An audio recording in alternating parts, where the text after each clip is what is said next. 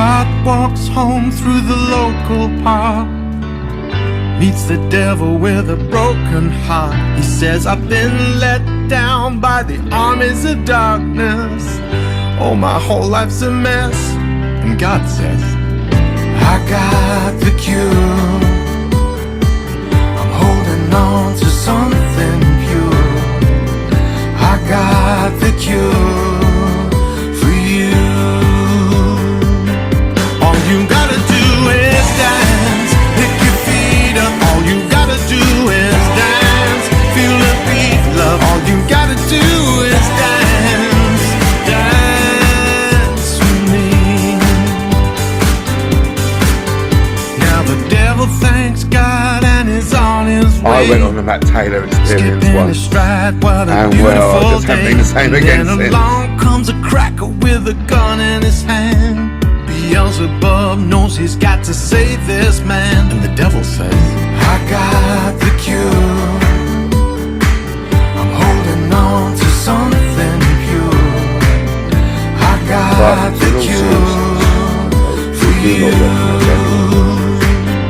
All you gotta do is dance, pick your feet up. All you gotta do is dance, feel the beat, love. All you gotta do is dance, dance with me.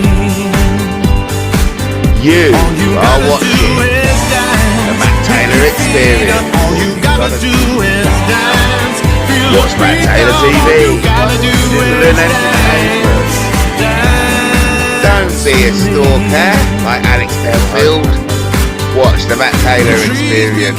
Listen to the talker, Matt Taylor. Singing out like a gospel choir. And the benches in the park rose up to become their chariots of fire.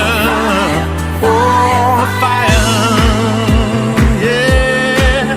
They rose up to become their chariots of fire.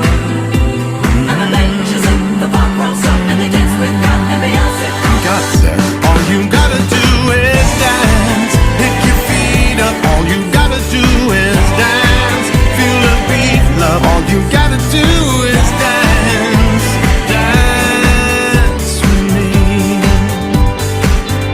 All you gotta do is dance, pick your feet up. All you gotta do is dance, feel the beat, love. All you gotta do is dance, dance with me. All you gotta do is dance, pick your feet up. All you gotta do is dance, feel the beat, love. All you gotta do is dance, dance with me. Thank you, Rick Astley. We all love a bit of Ricky. We do love Rick Astley. What an amazing song that is. That's Dance. All you gotta do is dance. Get your feet up. All you gotta do is dance. What a beautiful song. It's one of my favorites. I'm your host, Matt Taylor. Welcome, ladies and gentlemen, for some late night chat with a twat. So, how's it going, everyone? Notice Nadia likes laughing at me.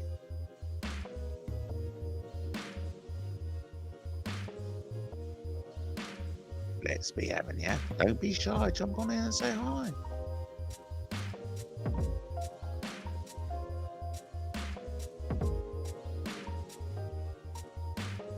Nice. Welcome everyone. Hope everyone's doing well. What's happening out there tonight? I hope you can join me with some late night chat. But of course, it's only late night chat as if you can join in. Give it a shot. You may enjoy it. Don't be shy. Jump on in and say hi. Be brave and take the plunge onto Matt Taylor TV. I don't blame you if you don't. Don't worry about it. Not many people would do. Check out Guerrilla.news. There's some new blogs there today. You may find something you'll be interested in.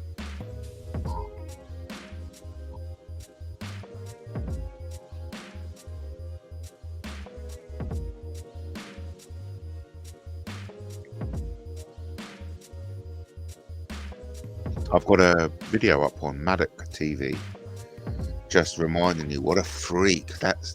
Hey, have you heard of that 666 freak with a god complex? Oh my god. He wants to nuke Russia. He wants to nuke Moscow.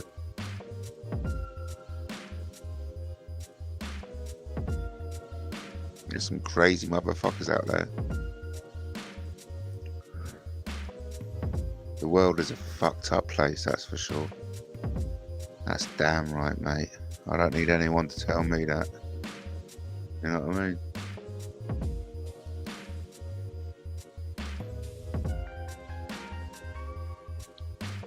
So, hello. What shall we do with the drunken sailor? Let's get on one and have a bit of a Tinker Tailor. Soldier. Okay, what I'm going to do is classic nursery rhymes. Classic. Whoops.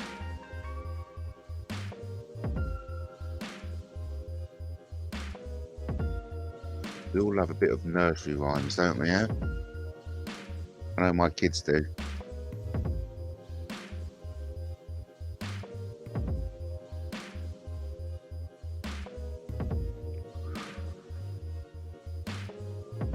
Nice.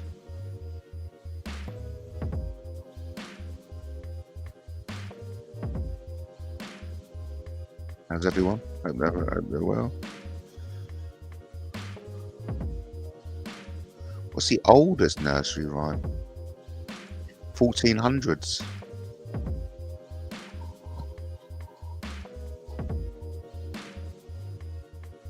Here's a fox's hole. Put your finger in Foxy's hole. Foxy's not at home. Foxy's out at the back door, picking at a bone. That's actually a 16th century nursery rhyme, did you know? Put your finger in Foxy's hole. Foxy's not at home. Foxy's out at the back door, picking at a bone. Eeny, meeny, miny, moe. Catch a tiger by the toe. If he hollers, if he hollers, let him go. Eeny, meeny, miny, moe. Many believe it originated from ancient Celtic rituals used to sort out who would be chosen for sacrifice. In this theory, the words eeny, meeny, miny, moe might have come from the Celtic words for the numbers 1, 2, 3, 4. I bet you never knew that, did you? 5 little monkeys jumping on the bed. One fell off and bumped his head. Mama, called the doctor, and the doctor said, no more monkeys jumping on the bed. 4 little monkeys jumping on the bed. One fell off and bumped his head. Mama called the doctor, and the doctor said, no more monkeys jumping on the bed. 3 little monkeys jumped on the bed. One fell off and bumped his head. Mama called the doctor, and the doctor said, no more monkeys jumping on the bed. 2 little monkeys jumping on the bed. One fell off and bumped his head. Mama called the doctor, and the doctor said, no more monkeys jumping on the bed. 1 more monkey jumping on the bed. He fell off and bumped his head. And Mama called the doctor, and the doctor said, put those monkeys to bed. Right, next one up will be Georgie Porgy, Pudding and Pie. Oh, totally lost everyone, totally lost all viewers.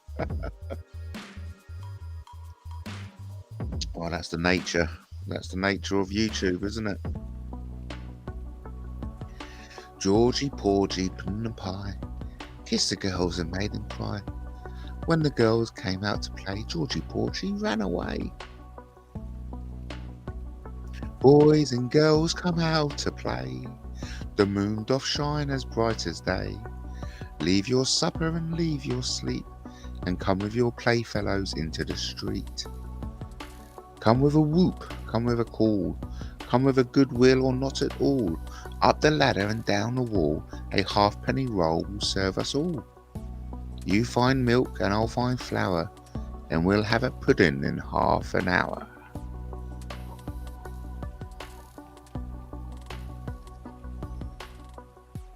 Oh my God, it's the first time ever what it feels like to be groggy. Going live and no one watching.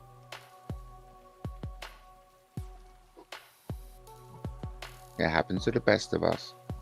Or, more regularly, to the worst of us. If you know what I mean.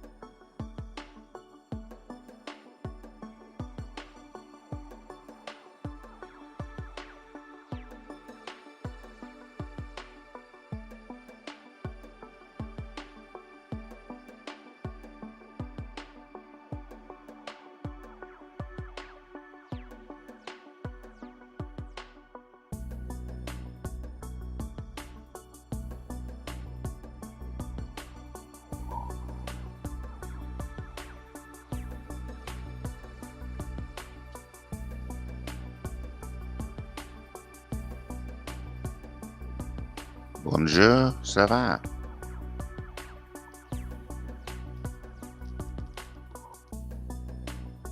Has me joining the channel program scared you off? Let's be honest.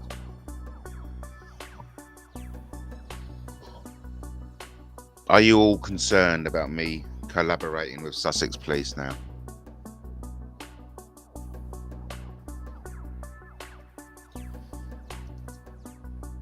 You should be, to be fair. You should be concerned. But hey.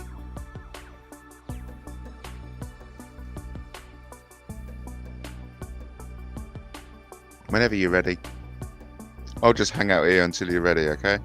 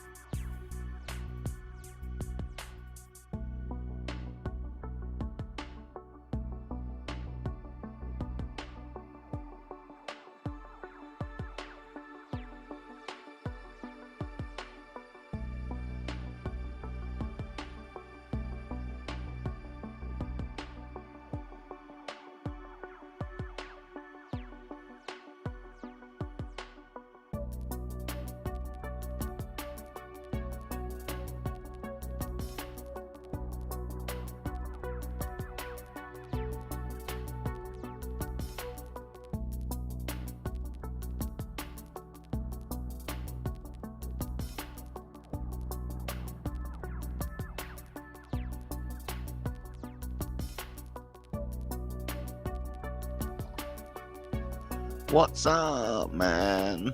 No one talking. No one talking. I just had to go because I thought Gina had some evidence of the rules glitching. I mean, it's circumstantial. It's circumstantial. You know what I mean?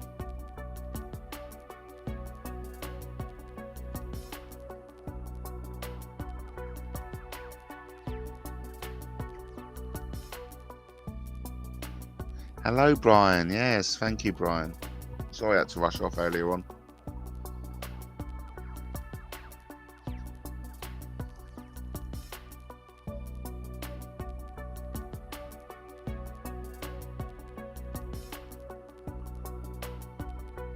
Please come on, Brian, if you've got nothing else to do. Unless you're moderating somewhere else, that is. I appreciate people are busy, you know.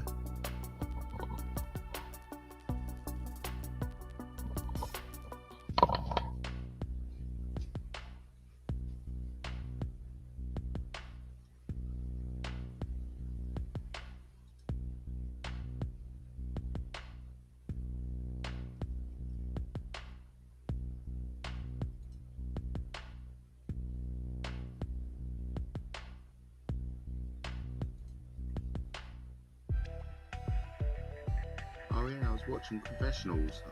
Okay, yeah. Lovely jubbly. Jubbly lovely.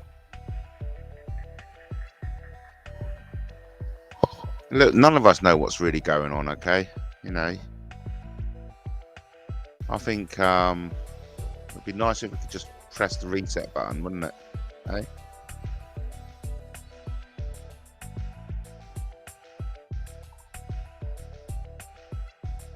It's a shame we can't press the reset button. A lot of bullshit has gone down and continues to go down. Oh, I see you laughing at me, Nadia. It's very nice, isn't it? Oh, there you go. A lot of nice people out there. Let's be having you. Let's be having you.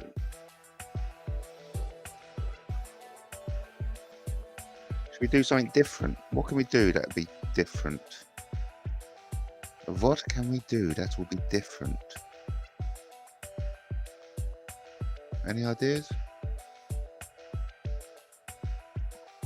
Any ideas, peeps? What can we do that's something different?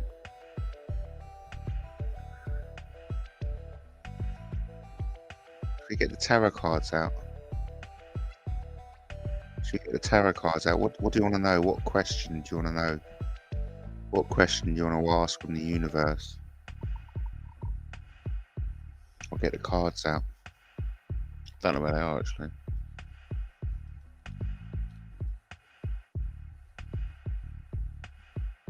Get a card, get a pack of cards out.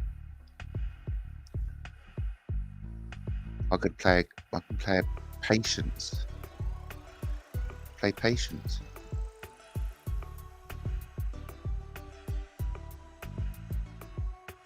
Play a pack of cards with someone. What can we do? Come on, must be something we can do. What shall we do with the drunken sailor? Oh, let's just carry on singing nursery rhymes, shall we? Have you ever heard the nursery rhyme, how many miles to Babylon? 70 miles and 10. Can I get there by candlelight? Yes, and back again. If your heels are nimble and your toes are light, you may get there by candlelight. How many miles to Dublin? Hump, hop, hop, my little horse.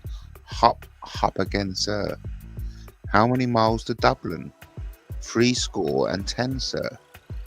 Will we get there by candlelight? Yes, sir, and back. Oh, this is a classic one.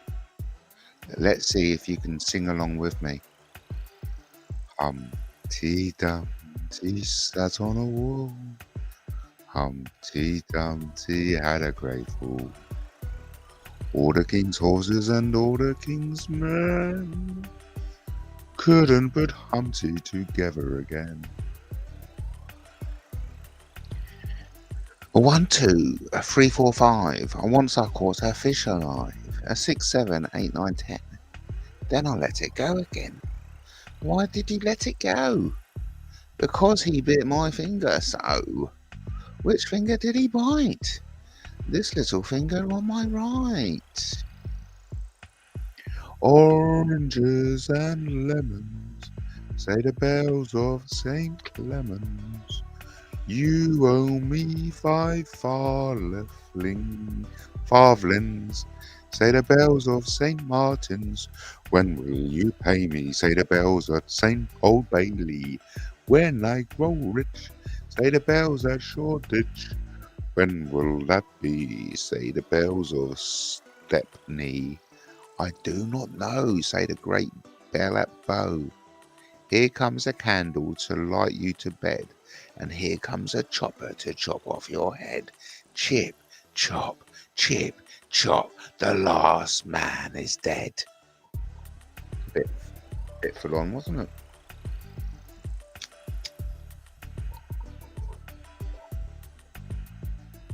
Oh, hello, Brian. Sorry to keep you waiting, Brian. No, I wasn't waiting, mate. I was watching the confessionals. Oh, the confessionals? Was that the professionals or the confessionals? Well, I've seen both, but it was the confessionals. It's just a bunch of strange stuff from United States, Canada, places like that. Good. These fellows walking about woods and places looking for strange beings, probably bumping into other people who are hunting, looking for stuff as well, and then thinking it's a Bigfoot, and then both of them run off, Right. Stuff like that. It's pretty funny. But yeah, they seem to make a living out of this. So there's a lot of that goes on. But yeah, they deal with all sorts of strange stuff. But yeah, that's just part of my quest to find Bigfoot. That'd be lovely, wouldn't it? Well, 100,000 sightings can't be wrong, even if one of them's right. So, yeah. Well, I'm moving towards that mindset that everything is real and everything that's been told to us is a lie. But you see, that's why I've been identified as a vulnerable adult who's prone to be radicalized. So, well, yeah, me too. Me free, we are fallible human beings, and that is the thing that people have to. Just no matter how smart a person thinks they are, everyone is fallible.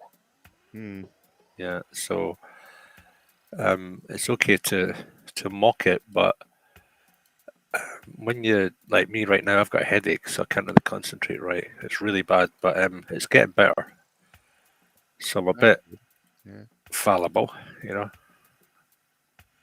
So yeah, I was watching this thing, confessionals, and they've got loads of videos, but they do these stories, and it's just like a rip-off from another show, except it has a little twist to it.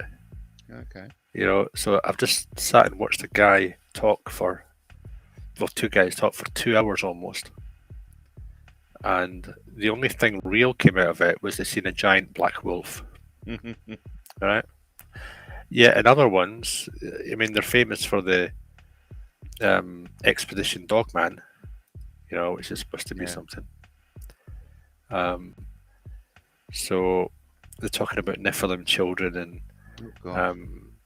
Nephilim more so, and trying to mix in the Egyptian protectors of the gods and the that kind of thing, a bit of werewolf, a bit of this, a bit of that, just trying to entertain people with it.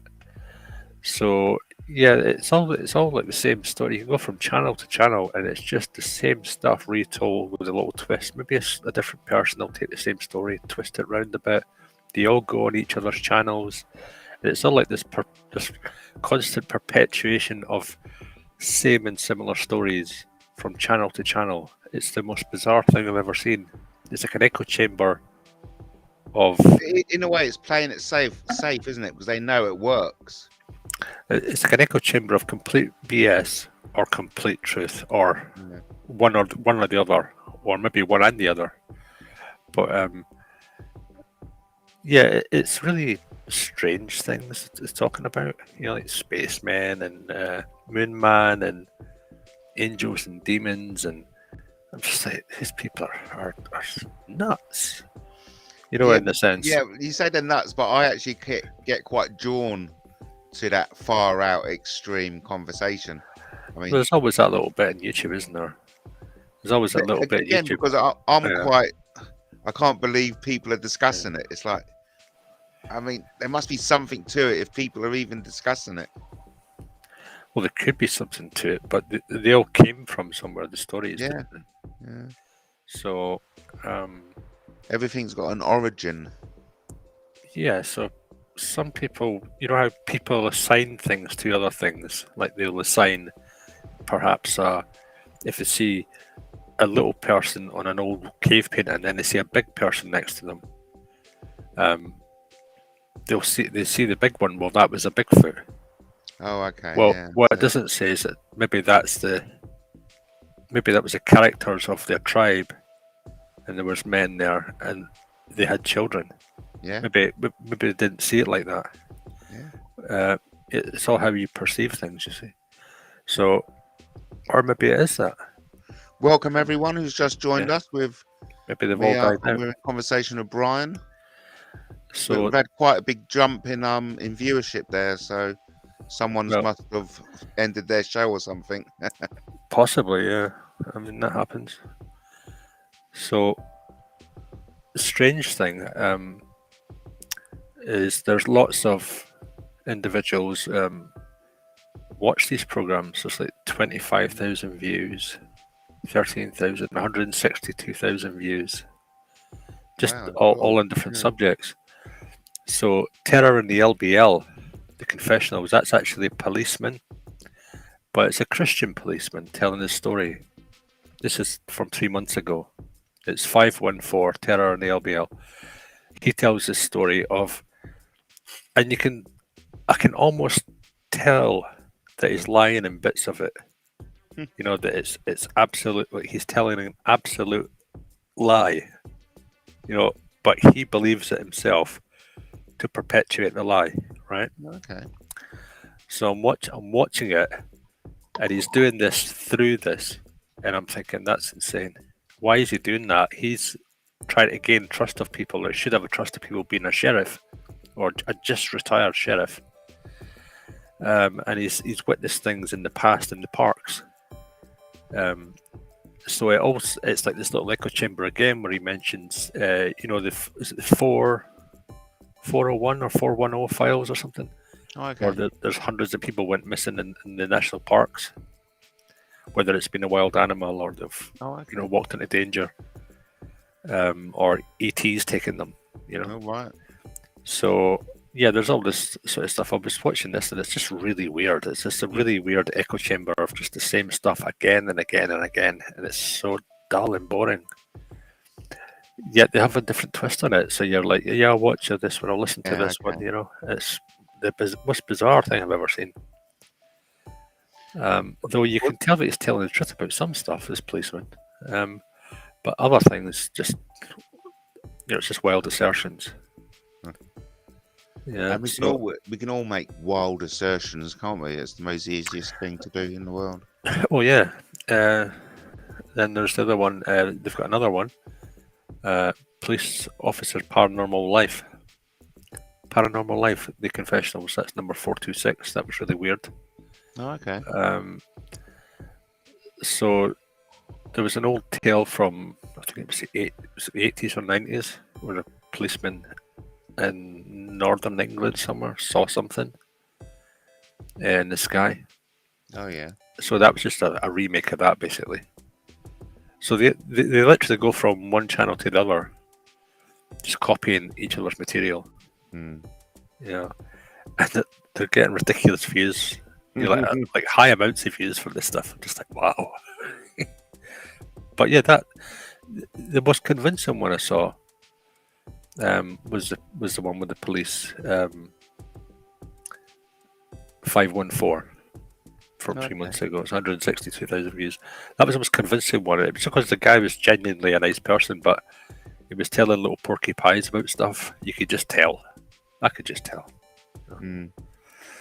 So, and that's in the last 3 months. I've watched the last 3 months worth over the last 2 weeks. Bit of a binge and going on. Well, no, I'll just have them on in the background. I'll maybe watch one a day or whatever. Yeah. So there's not a lot of them. There's only like 12 or something, 16 in the last 3 months. So it's like one a day.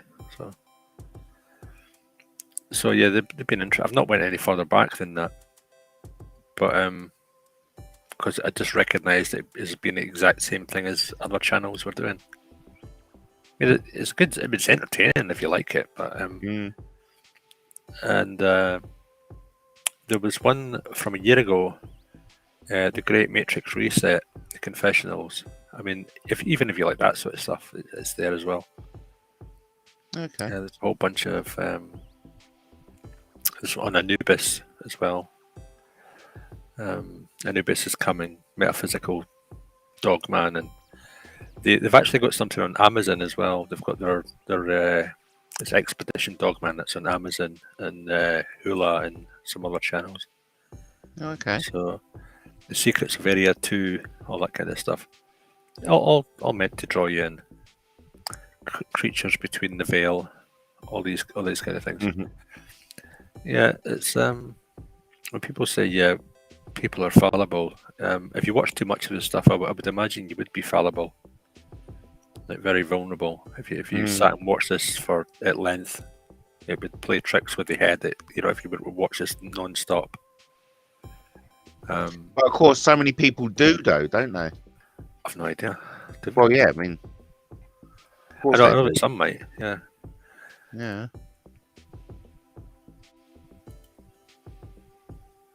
It's kind of like a brainwash.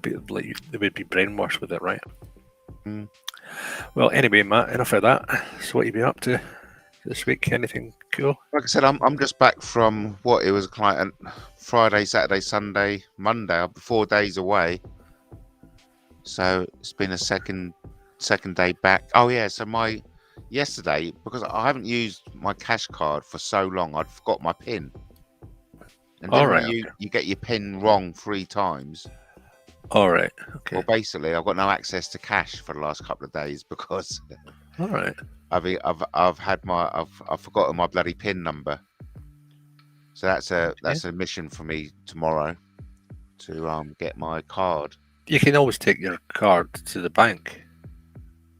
I've been banned from all high street banks. I got why is that? John Manoa, because I got reported for being involved in a £50 million scam.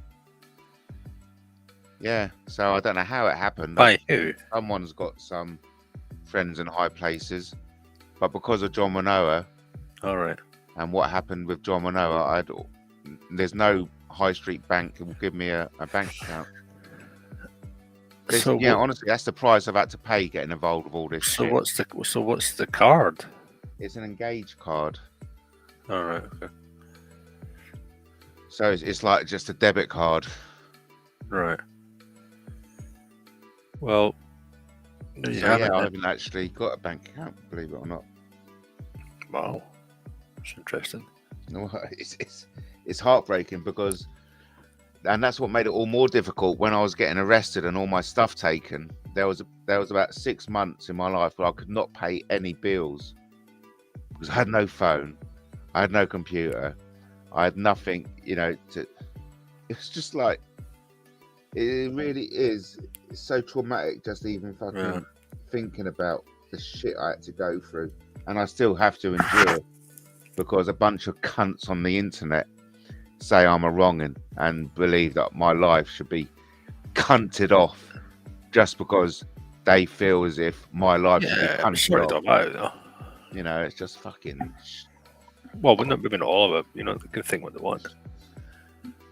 You just got to get on with it. You know, for everyone who's been a nasty little prick, there's someone like you who is the complete opposite. So mustn't get too upset by it, really.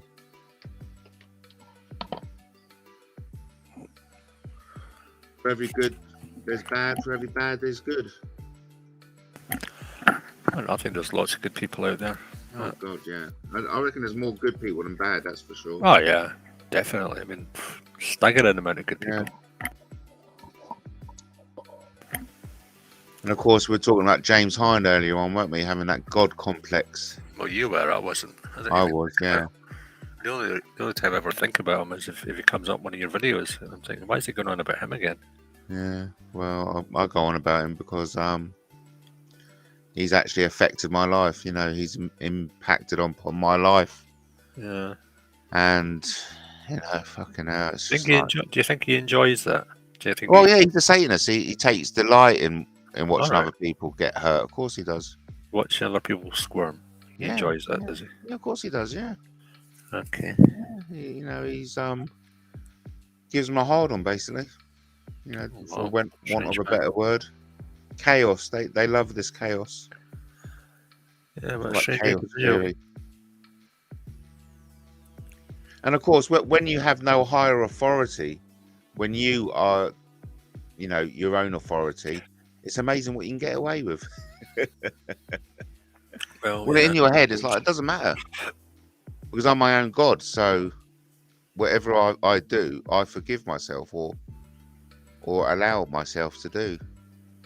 All right. So it's a very dangerous position to adopt, really. Well, it could be, yeah. I mean, depending on what you do. Yeah. We've got A1000 in the chat. Popping in to say evening to you, Matt. Yeah. Trust you're keeping well. Thanks, KT. Great to hear from you. Yep. Yeah. Sorry, Brian, I was talking over you there. No, you're fine. No, it's your show, mate.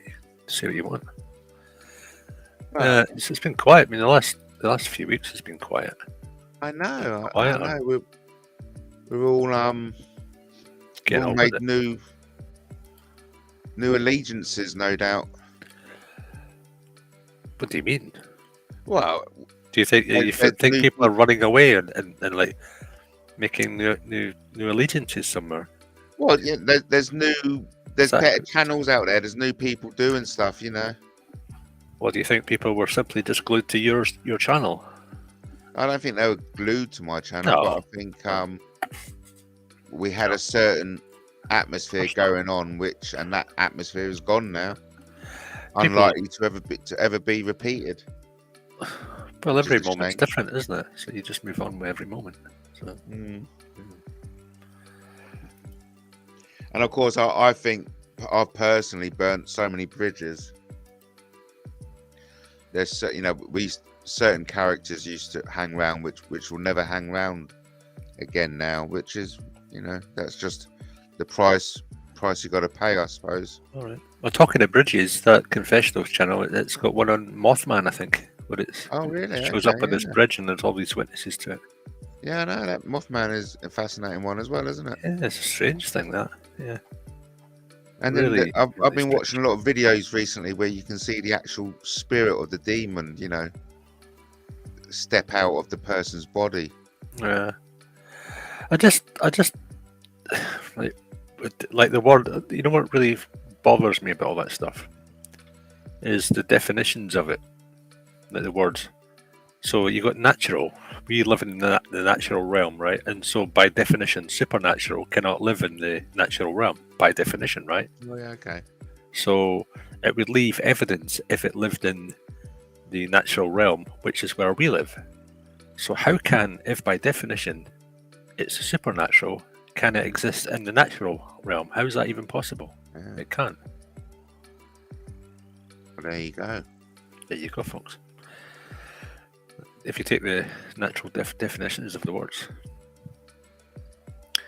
So, I have said ye are gods, and believe all what you want. You are children of the Most High. No. That's the Psalm 82. So what's that? What's the significance of Psalm 82 then, Katie? I have said, ye are gods, and all of you are children of the Most High. But ye shall die like men, and fall like one of the princes. Arise, O God, judge the earth, for thou shalt inherit all nations. Katie's a brief passage with a pinch.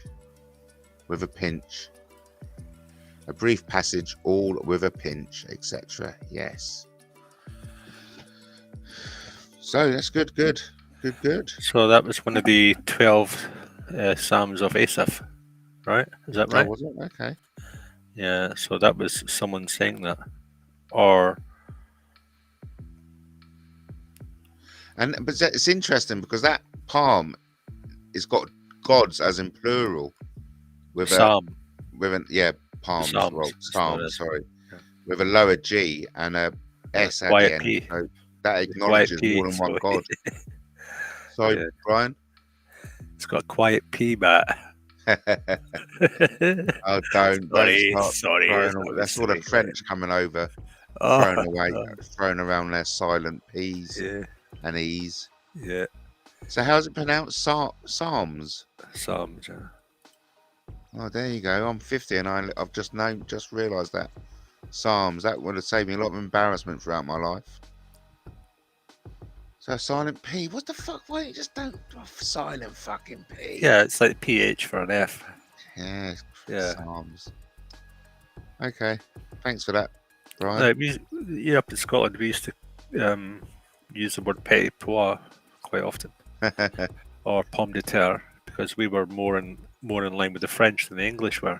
We were more friendly with them. We got on with them more, so we would do trade with them. Yet the English were very robust in there. We will not trade with thee, so we picked up a little bit more French than the English did. So all that'll be through the languages, and we used to speak French anyway a long time ago. When I say we, the country, a lot of the country would speak French. Oh, of course, yeah. Up until a few hundred years ago. They rise and they fall, and you remain over them all. In Old English. Over them all. And so we are asking today for you to do exactly what Jesus taught us to pray for your kingdom to come, for you will be done on earth as it is in heaven. Yeah, that's a good one, good old one. That's a beautiful one as well, isn't it? I've heard that so many times. It's quite a lot. They know not, neither will they understand. They walk on in darkness. All the foundations of the earth are out of course. I have said, I have a question for you. Why do Christians follow Judaism, or the Judaic law from the Old Testament? Well, because that predates Christian, doesn't it? Yeah, but no. Why do they follow it? The why? Well, there must be something in there that resonates with them. What exactly do they follow anyway? And do you know the answer to it? Well, it's always something that I've wondered. If someone who was like a Christian person, I've always wanted to ask them why they followed Judaic law, Judaic.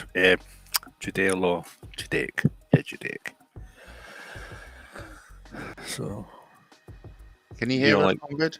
Like the 10 Commandments, which is actually quite a lot of commandments. It's actually hundreds of commandments. Oh, is there? I didn't know that. But they slimmed it down to so many. But if you have a look at, there's loads and loads of them. And who put all those books into the Bible and made it so into the recent Bible? And why do Christians only follow that and not the old one, not the old laws?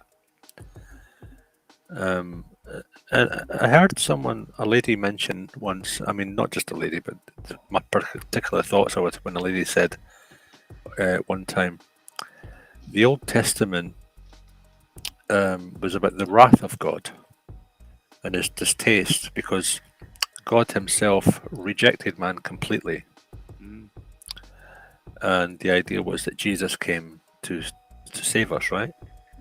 Oh, okay, yeah, that makes Right. more sense. Yeah. Right. So this is the revision. That's a written revision, okay, which fits into the Christianity, how Christians wrote that, rather than actually what it said. So from the Jewish faith to Judeo-Christian to Christian to modern Christian to reborn again Christian to Church of England, Church of Scotland, all these different faiths, right? They all splinter off, and there's about 3,000 of them.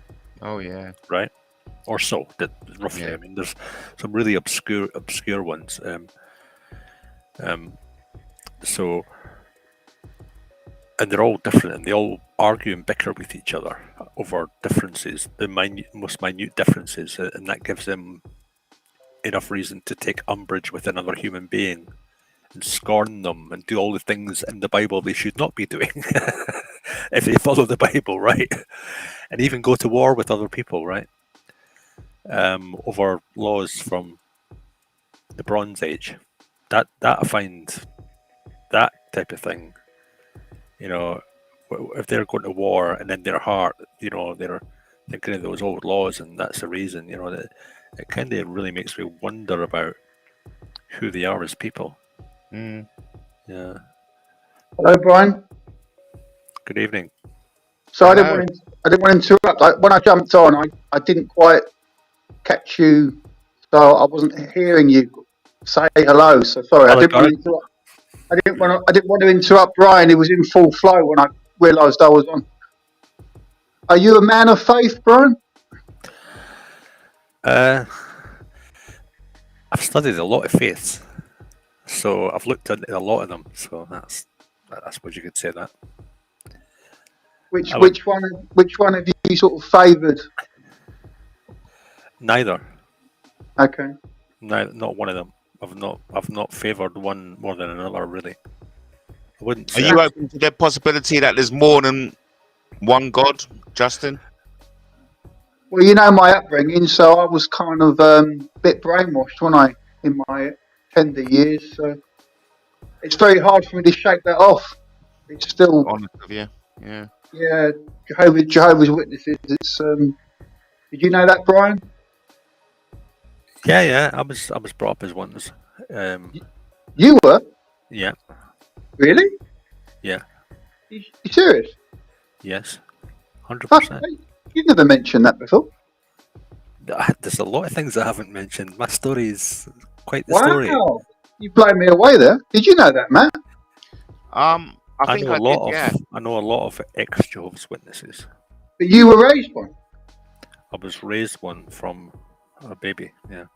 Wow. Was your dad an elder? No. Okay. Yeah. Nor was mine. My dad was sort of. Do you know what?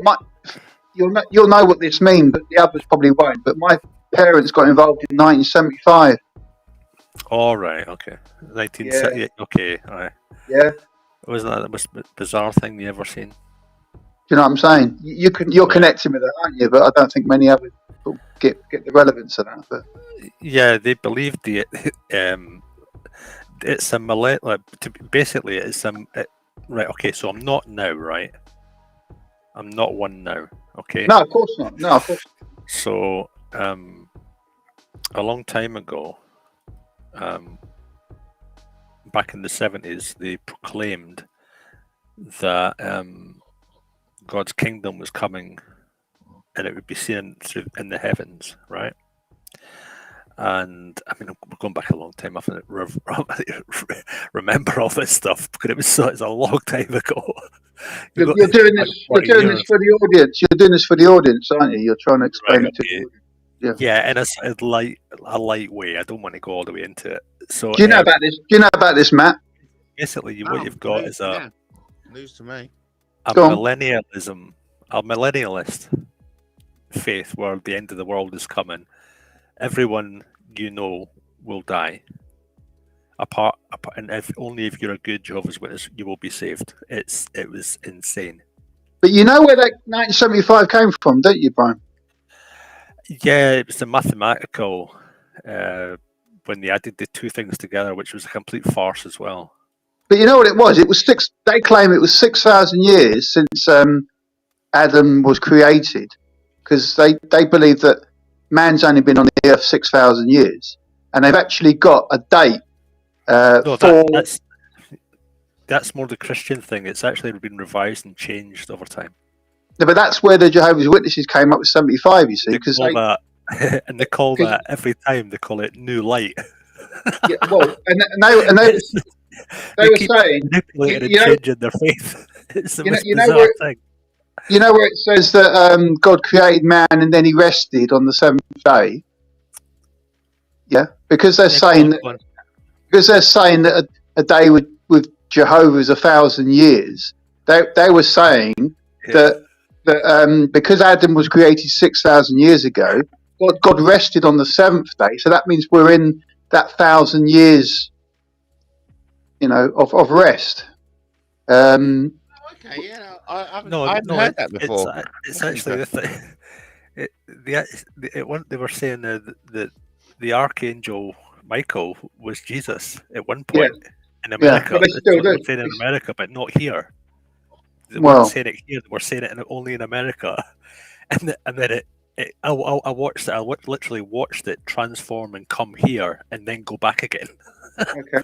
It was kind of rejected by English or British ones. You're hinting at the sort of changing, like because it was like 75, as you say, and then it was the time of the end, wasn't it? The what was the expression? The end times. Armageddon. They're almost for the last 145 years. They've been saying that the end is coming. So were you baptized, Brian? Two whole generations. I'm not going to answer questions about myself. Oh, okay. Two whole generations. No, it's okay. I'm not trying to be rude. I just won't.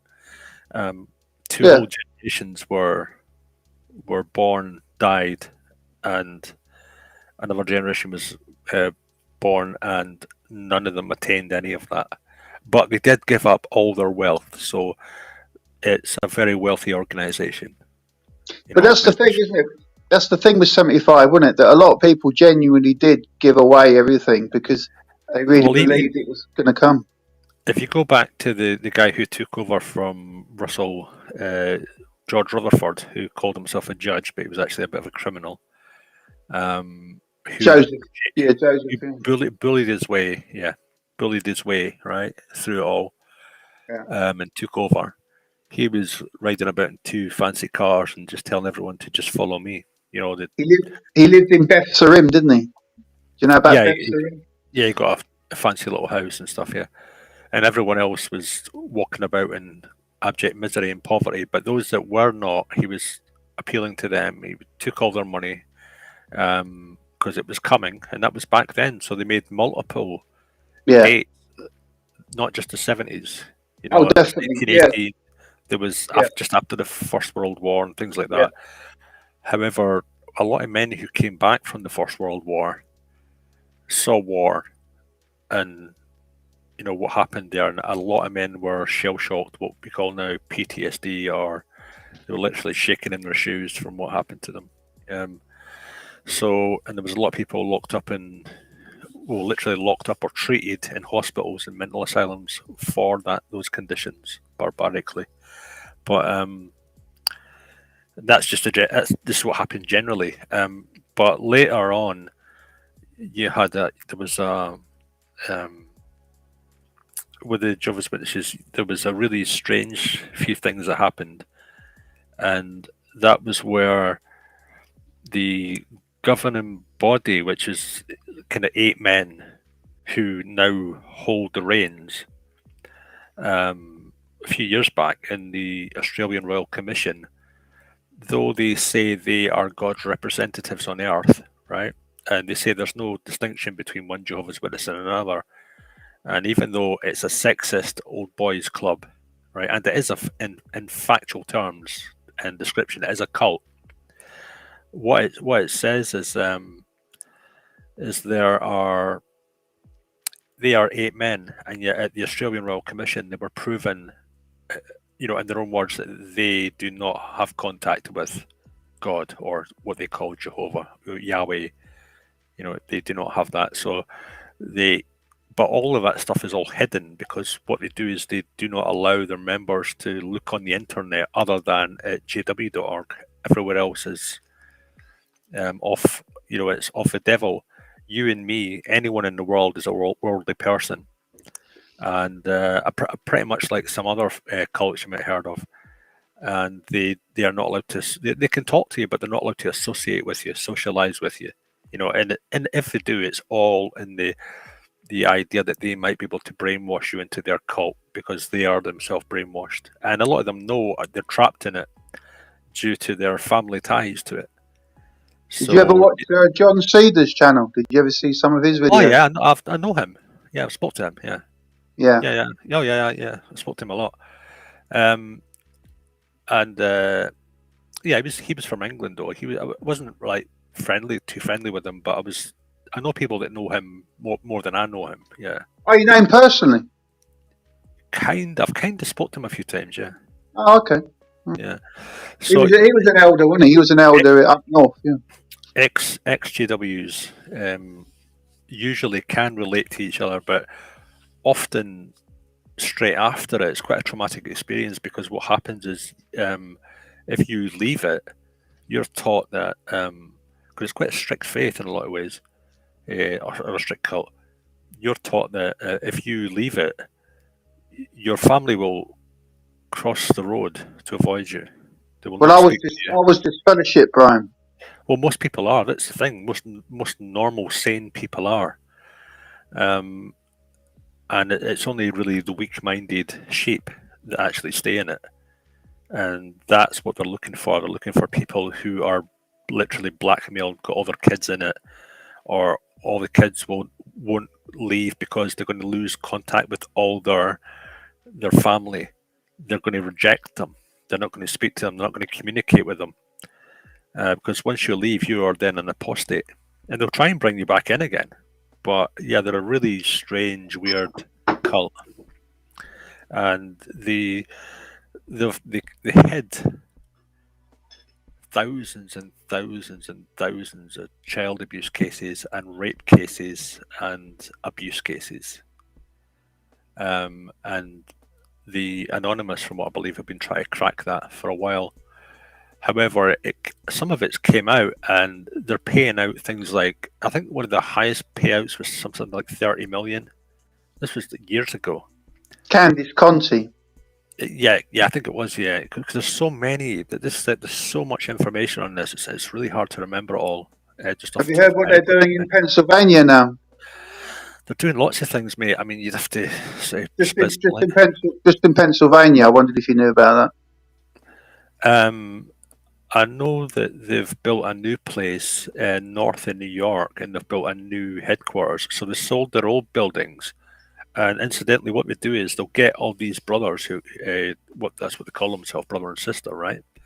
They'll get all these good men who are strong in their faith and stuff to literally go and build buildings. They'll then say, well, oh, that's for followers of Jehovah and stuff, and then they'll literally take half of those buildings and sell them, right? And then they'll say, yeah, we are then gonna. People will go at different times, in that way, and then they say it's all for Jehovah and stuff, but they're really just backtracking all the time financially, because they're paying out so much. And each day they're paying out thousands in fines. Well, that's why I asked you if you knew about Pennsylvania, if you knew what was going on. Yeah, they're paying thousands in fines for abuse cases and stuff every day for not releasing their information on it and stuff like that. Because they're wondering if what's going on in Pennsylvania, if that ends up going in every state in America, then there really is going to be problems. Well, they're banned from a few countries. They're banned from Canada, and they're banned from Russia. I remember that just recently, I think.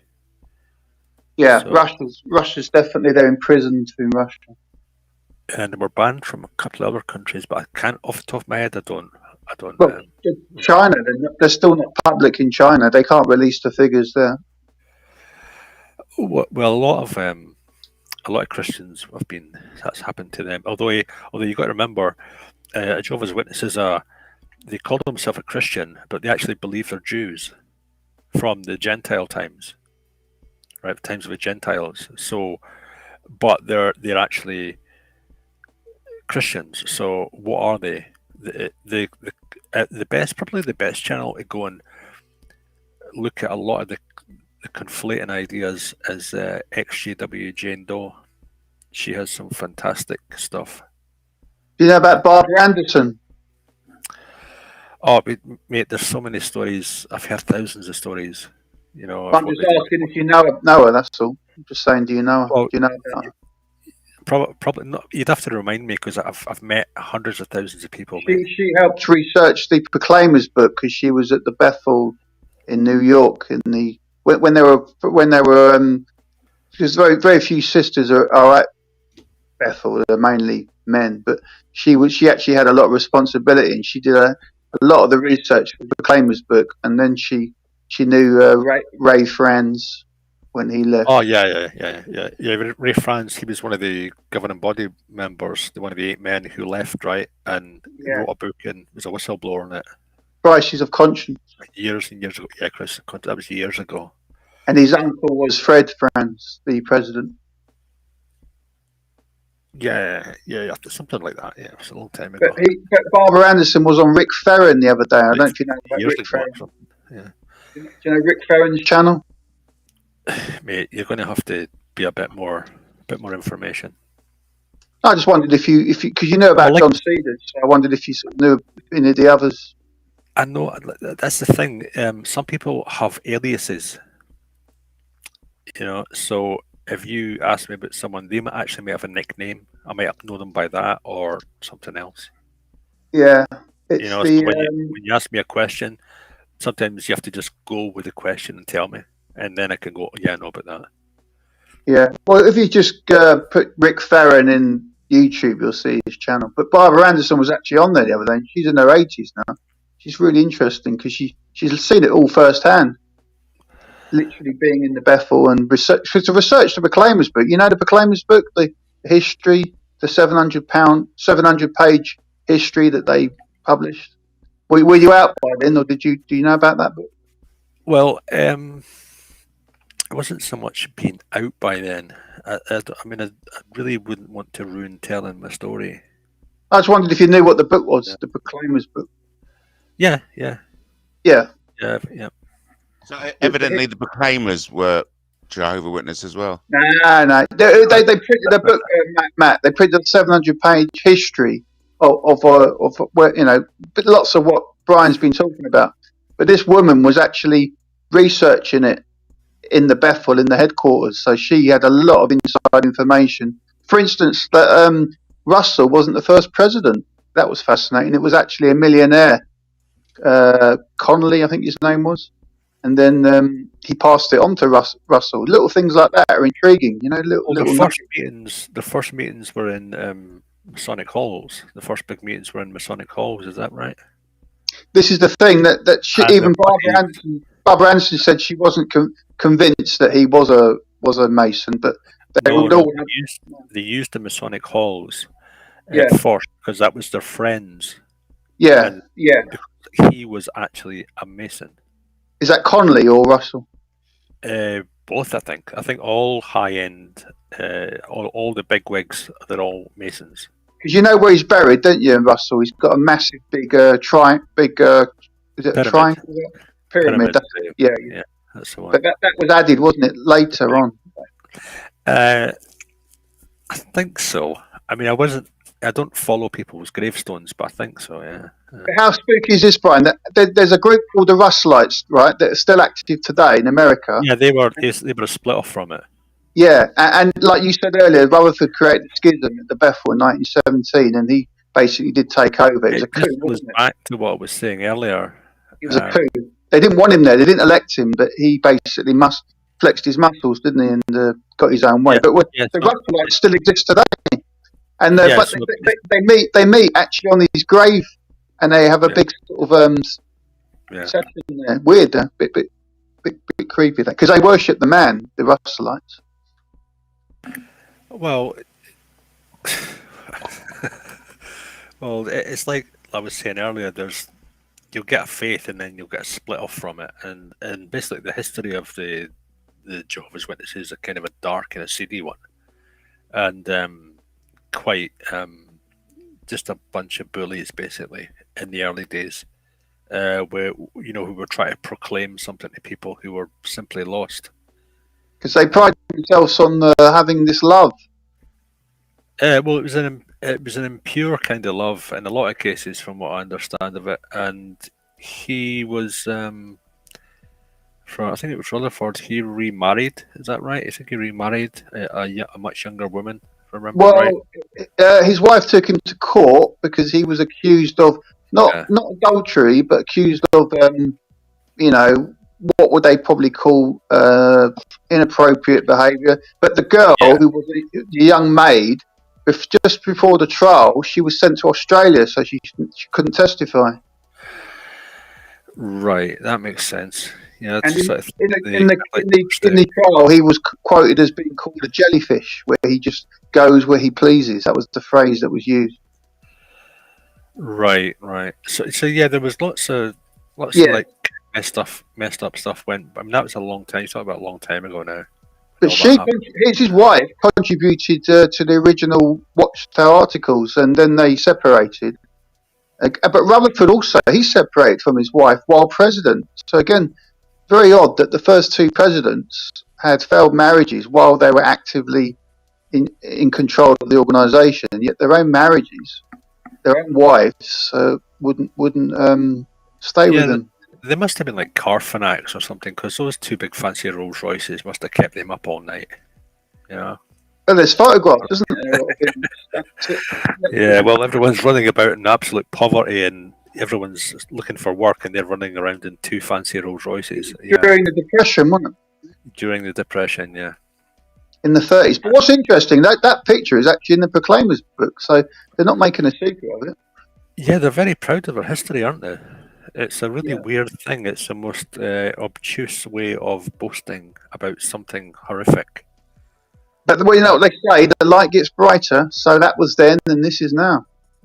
Well, they've got new light. They've got new light every so often. They'll have new light, won't they? But apparently, a lot of the governing body members, they have money tucked away. That's what people claim. Oh, you mean, have you not heard about Bottlegate yet? Yeah, I know about that. I was going to ask you about it. This must be boring everybody else, though. No, we find it very interesting. No doubt. Well, Bottlegate,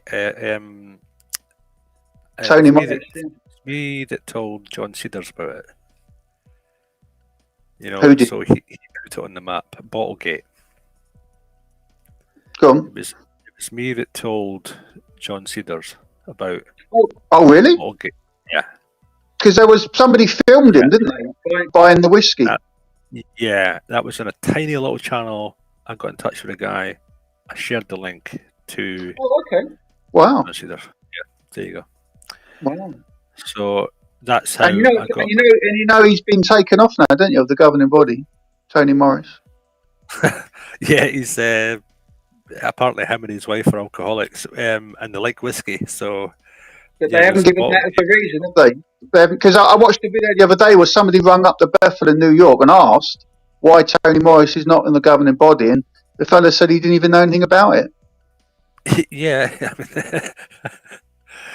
it kind of makes sense that that they kind of deny things for a while to smooth things over while someone else has already stepped in, but they don't tell the flock. Yeah, they don't tell the flock or the main majority of people or the press. They keep it within themselves and say, "Look, we've got someone new. Keep it on the lowdown. Let's not make a fuss.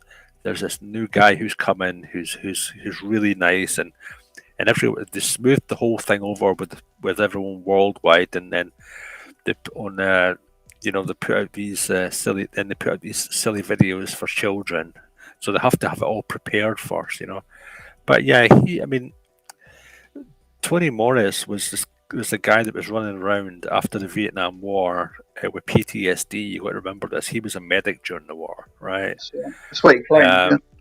And no, he actually was, because I know someone that knows him. So, and he was running about her garden. You know, I know with a the machine woman. gun. With an I know the imaginary woman you machine. mean. I know the Right, woman you okay. mean. I used to email her. Yeah, I used to email the American. Yeah. Yeah. So so that's a fact. Yeah, I know her. Yeah.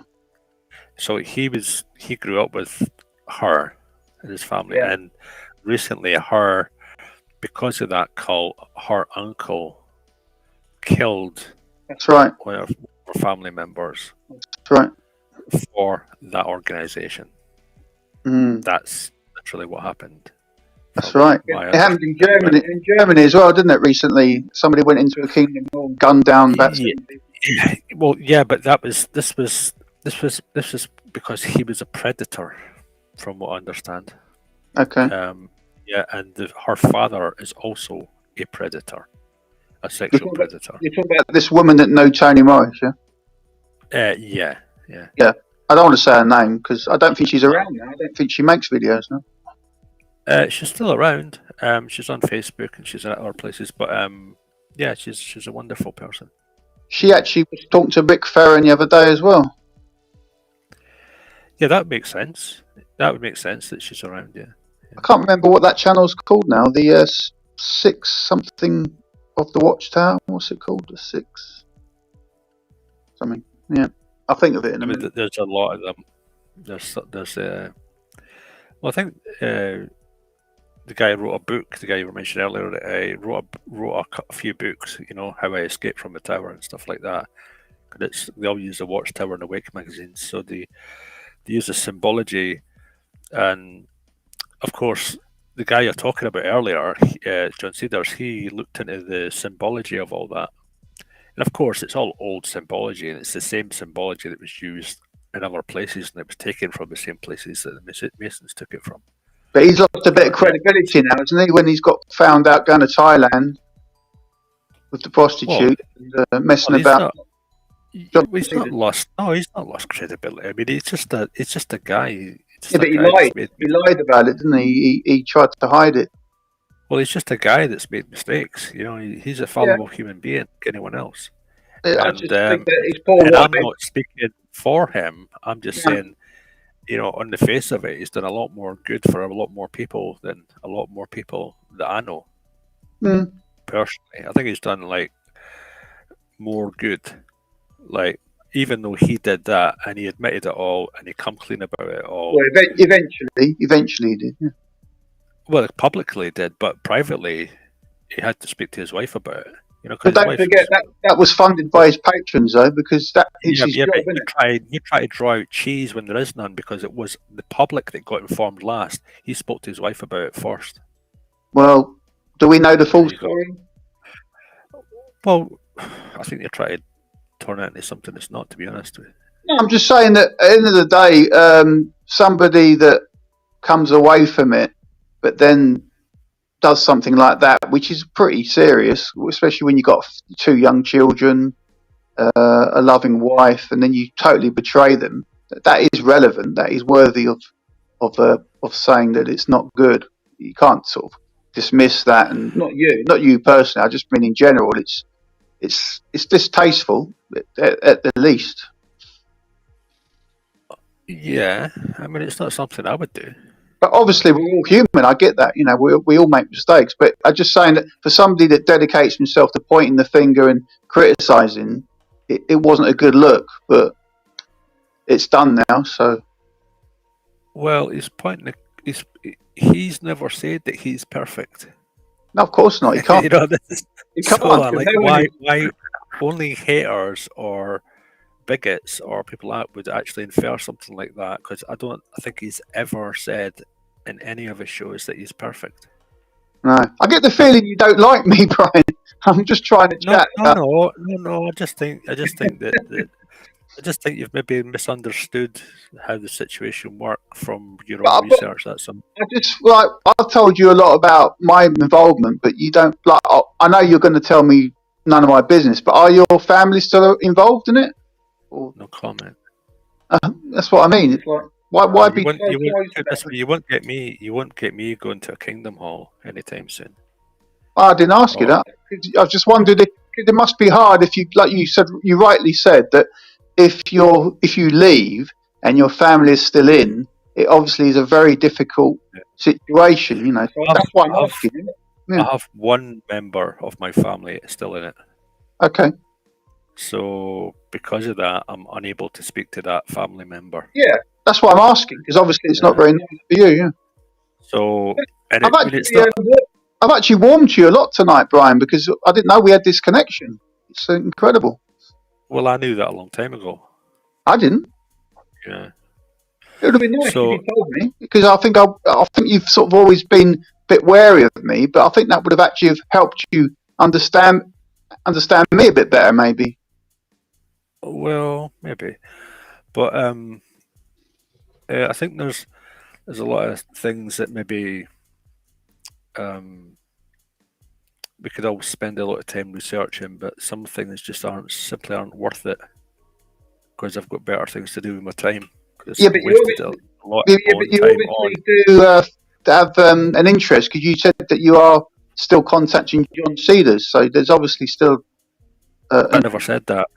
I never said I was still contacting John Cedars. You said you told him.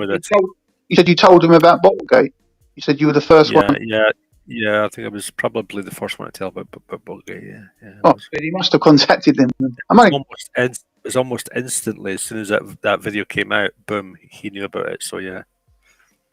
Yeah, that's what I'm saying. I'm just saying that you obviously contacted him. That was at a Bottle King, right? That was at a Bottle King where Anthony Morris III, one of the great 8 leaders of the Jehovah's Witnesses. Though you've got to remember, the Jehovah's Witnesses are not something I would ever support or have anything to do with. We did that, yeah. Big shout out to Tube England. Sorry, no one's annoying. Sorry, guys, to interrupt. Do you remember I tried to get you to come to a Kingdom Hall map when I was with you? I thought, shall we just go there? I was interested, wasn't I? I thought I'd just go there and have a listen. Remember? Oh yeah, I mean, I would have gone with you. I do remember I said it to you, and you said you didn't want to go. We went somewhere else instead. Oh, sorry about that. That's all right. I was just interested to sort of see what it was like, because I hadn't been for so long. I wondered what you'd make of it as well. I wasn't going to. I would have been. I may well have been brainwashed into joining if I had gone. But you got your own mind. Yeah, I'm sure we could convert you. Yeah. So is it easy? Is it fallible? It's like any faith, isn't it? You could say that about Hare Krishnas or any faith, that Scientology. Is there any faith out there that claims to be in direct contact with God? They all do. Plural. They all do, don't they? Okay. So what? Does the Vatican kind of like say that they've got a hotline to the God? Well, the Pope. Oh yeah, because he's the intermediary, isn't he? Well, they do that in communion, Holy Communion. That they accept they really believe that's a supernatural experience every time they have a communion. So look, Brian, are you going to try and explain that the very fact that it's supernatural means it's not part of the natural world? Is that the actual definition of super? Well, supernatural. Yeah, if you look up the definitions of supernatural, you'll find out that. I've never done this in a couple of years, but I'll look into it right now. I'll show you. So, supernatural. Right. Definition.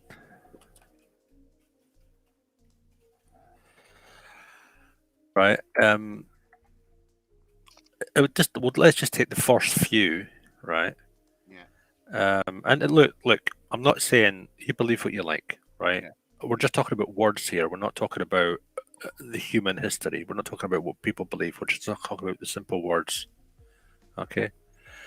Of a manifestation or event, in brackets, right?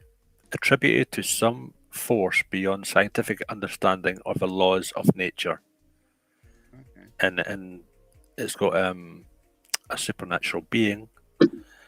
Right, so the definition, right? If you look up what is the definition of nature, isn't it? Right. So if you look up, there's different definitions. Like if you go to if you source it, if you go to like a biblical site, they'll go on about, and it'll be kind of biased in a way, but it's there, it's what they believe. So I'm not knocking them. If you look up supernatural, Yeah. and then natural. Oh, okay. Right. Some people have dreams, Matt.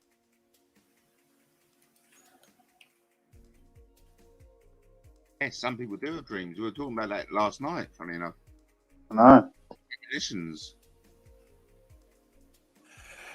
So yeah, you have like the meaning and the biblical meaning, religious meaning, the synonym. Then you have examples. You have lots of different things to do. But if you just look at the word itself, right, and how it applies to the world, like the world around us, and the definitions of it,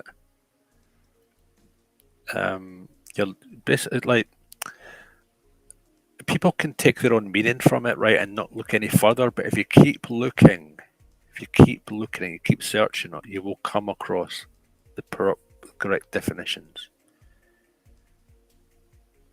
I'm not saying keep looking and then stop looking. So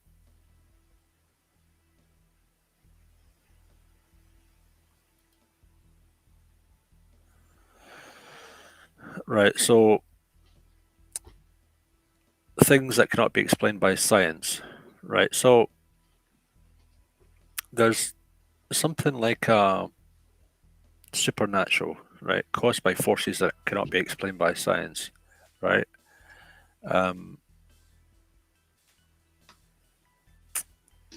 So people use words like astral, clairvoyantly, exorcism, ghostliness, ghoul, near-death experience, all these strange terms that people don't usually have anything to do with. Oh, yeah. Okay, occult, paranormal, right? All these terms, unworldly, right? So if you look at something that's unworldly, right? So like we live in a natural world, right? Yeah. Like we perceive it as a natural world, and other people will perceive it as, if you were, for instance, if you were a Jehovah's Witness growing up as one, you would think, if you had bad thoughts, that that demons were in your head trying to pervert your mind constantly and tempt you or lead you into temptation, right? Mm. So, and some people are far more. I mean, it's as bizarre as that sounds.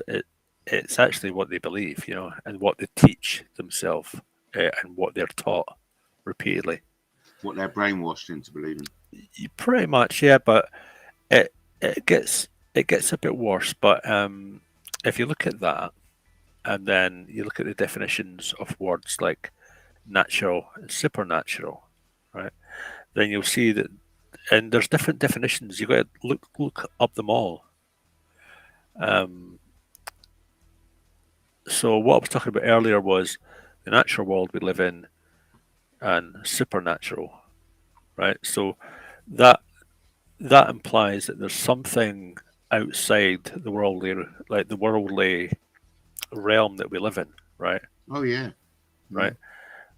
But it cannot enter it, right? Because it's because of its nature. It's outside of our nature, realm, right?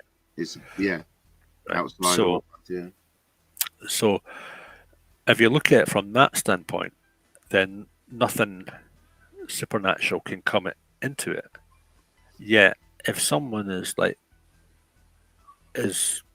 mistaught something, and what words means, they could seem quite ignorant, or I could seem quite ignorant by just saying that's the only definition there is, which I clearly haven't, right? So, can I ask a question? Yeah. Did you ever pray, Brian? When I was young, yeah. No, but what I've learned, right, in my time as a JW and talking to various people of faiths, what I've learned is that prayer is, if somebody, when they pray, really connects with the supernatural, as you say, then that I believe is the breakthrough. So I'm just wondering, when you prayed, because you said as a child, so that was interesting. You didn't say. Yeah, my first. Well, I was thinking back to my first times that I prayed as a child. Yeah. No, but what I mean is, as to get the real connection, to really feel it. Did you ever, when you prayed, did you ever really have that connection with a sort of force or I power? think right. So you're right. That's a really complex question, but I'm going to answer it simply. I, in my naive thought, believed in what I thought something was, right? And I later discovered it was not what I thought it was at all. And that was because I was young and naive. And being young and naive and somewhat unlearned, I could not then find out at that young age what was real and what was not. I'd simply not lived long enough, even though by the time in 9 I'd read like 2 Bibles or something, and lots of other books. Don't get me wrong, lots of other books. That I could that I would suddenly be able to have all the knowledge in the world, or that I would certainly need at that age to then understand, the world around me. Because because you were raised a Jehovah's Witness, then obviously as a young boy, so that would have been a part of your early life. Yeah. Yeah. So here's the thing. Yeah. Here's the thing though. Here, if you look at something through the lens of only the Bible, then that's the only opinion you may have. And that was where the issue. Pardon me. That was where the issue was. So without interrupting you, what I'm trying to, from what you're saying is, and what I'm getting is that you never really had a connection with sort of a being or a force or. No. That's not it. I don't know. No. Maybe I got that wrong. No, that's not it at all. No. So I wholeheartedly believed that there was something up. There was something up in the sky looking down on us. Like, but I didn't mean that. I mean, when you prayed, did you feel a connection? Well, I'm not saying what you're saying. I'm saying what I'm saying, Justin. I'm trying to understand. I'm trying to explain it to you. I don't understand what you're saying, then. Right. Well, are either of you embarrassed that you were involved in the Jehovah's Witness? No. Say that again. No. All right. I asked, are either of you embarrassed that you? Why would you say that though, Matt? That's an interesting question. Because obviously it's like Brian's touched upon. It is a bit of a religious scam, isn't it? That's his opinion, no? It's a massive religious scam. It's a fact. That is an actual fact, and I could prove it to you. Well, yeah. Just like anyone else could. Yeah. The reason I said it's your opinion is because there's obviously like 8 million people that don't agree with you because they're still part of it. Yeah. Well, that's another thing. The yearbook that they have. They used to. Yeah, they don't do them now. No, yeah, they stopped printing it, but they've still got the numbers. They've only just stopped doing that. The yearbook, what they did was they stopped revealing the amount of people who were Jehovah's Witnesses because the numbers were declining. So they then used the excuses, we are using the pioneers to go out, and teach to poorer countries because they could fool people in poorer countries. This was they literally believed that. Wow. And it works to some scale where they can manipulate someone who's maybe like a mild-mannered Christian. They might be able to manipulate some of those individuals. So but I haven't made up my mind yet. You know that, don't you, Brian? That I haven't still decided personally for myself that they're not right. You do know that, don't you? I couldn't care less. You can do what you want. No, I'm just sharing. That's what I'm doing. I'm just sharing. You do what you want, mate. It's your life. You know, you've got your whole life in front of you to do what you want with it. But as I say, I'm disfellowship, so I'm not a Jehovah's Witness. But I've said this before to other people that I've said this a few times on many live streams. That so you're an apostate then? No, not at all. Because that's why disfellowship, you'd be an apostate. I personally didn't realise that's what it means, because you can be disfellowship for smoking. You can be disfellowship for smoking, so it doesn't make you an apostate, does it? Did your family talk to you? No, what I meant was that you can be disfellowship for many things. Being an apostate, I thought that an apostate was somebody who actively goes out of his way to say that Jesus didn't die for us, and I thought that was an apostate. Not in the Jehovah's Witness Fest. An apostate is someone who is disfellowshipped. Again, I didn't know that. I was a Jehovah's Witness. Yeah, they used that word apostate in Mandalorian recently. But took their helmet off. Yeah, Mandalorian. I was around the faith for about 30 odd years, and so I do have some experience of it. You know, I don't know how long Brian was there, so he won't tell me. But I was around. Right.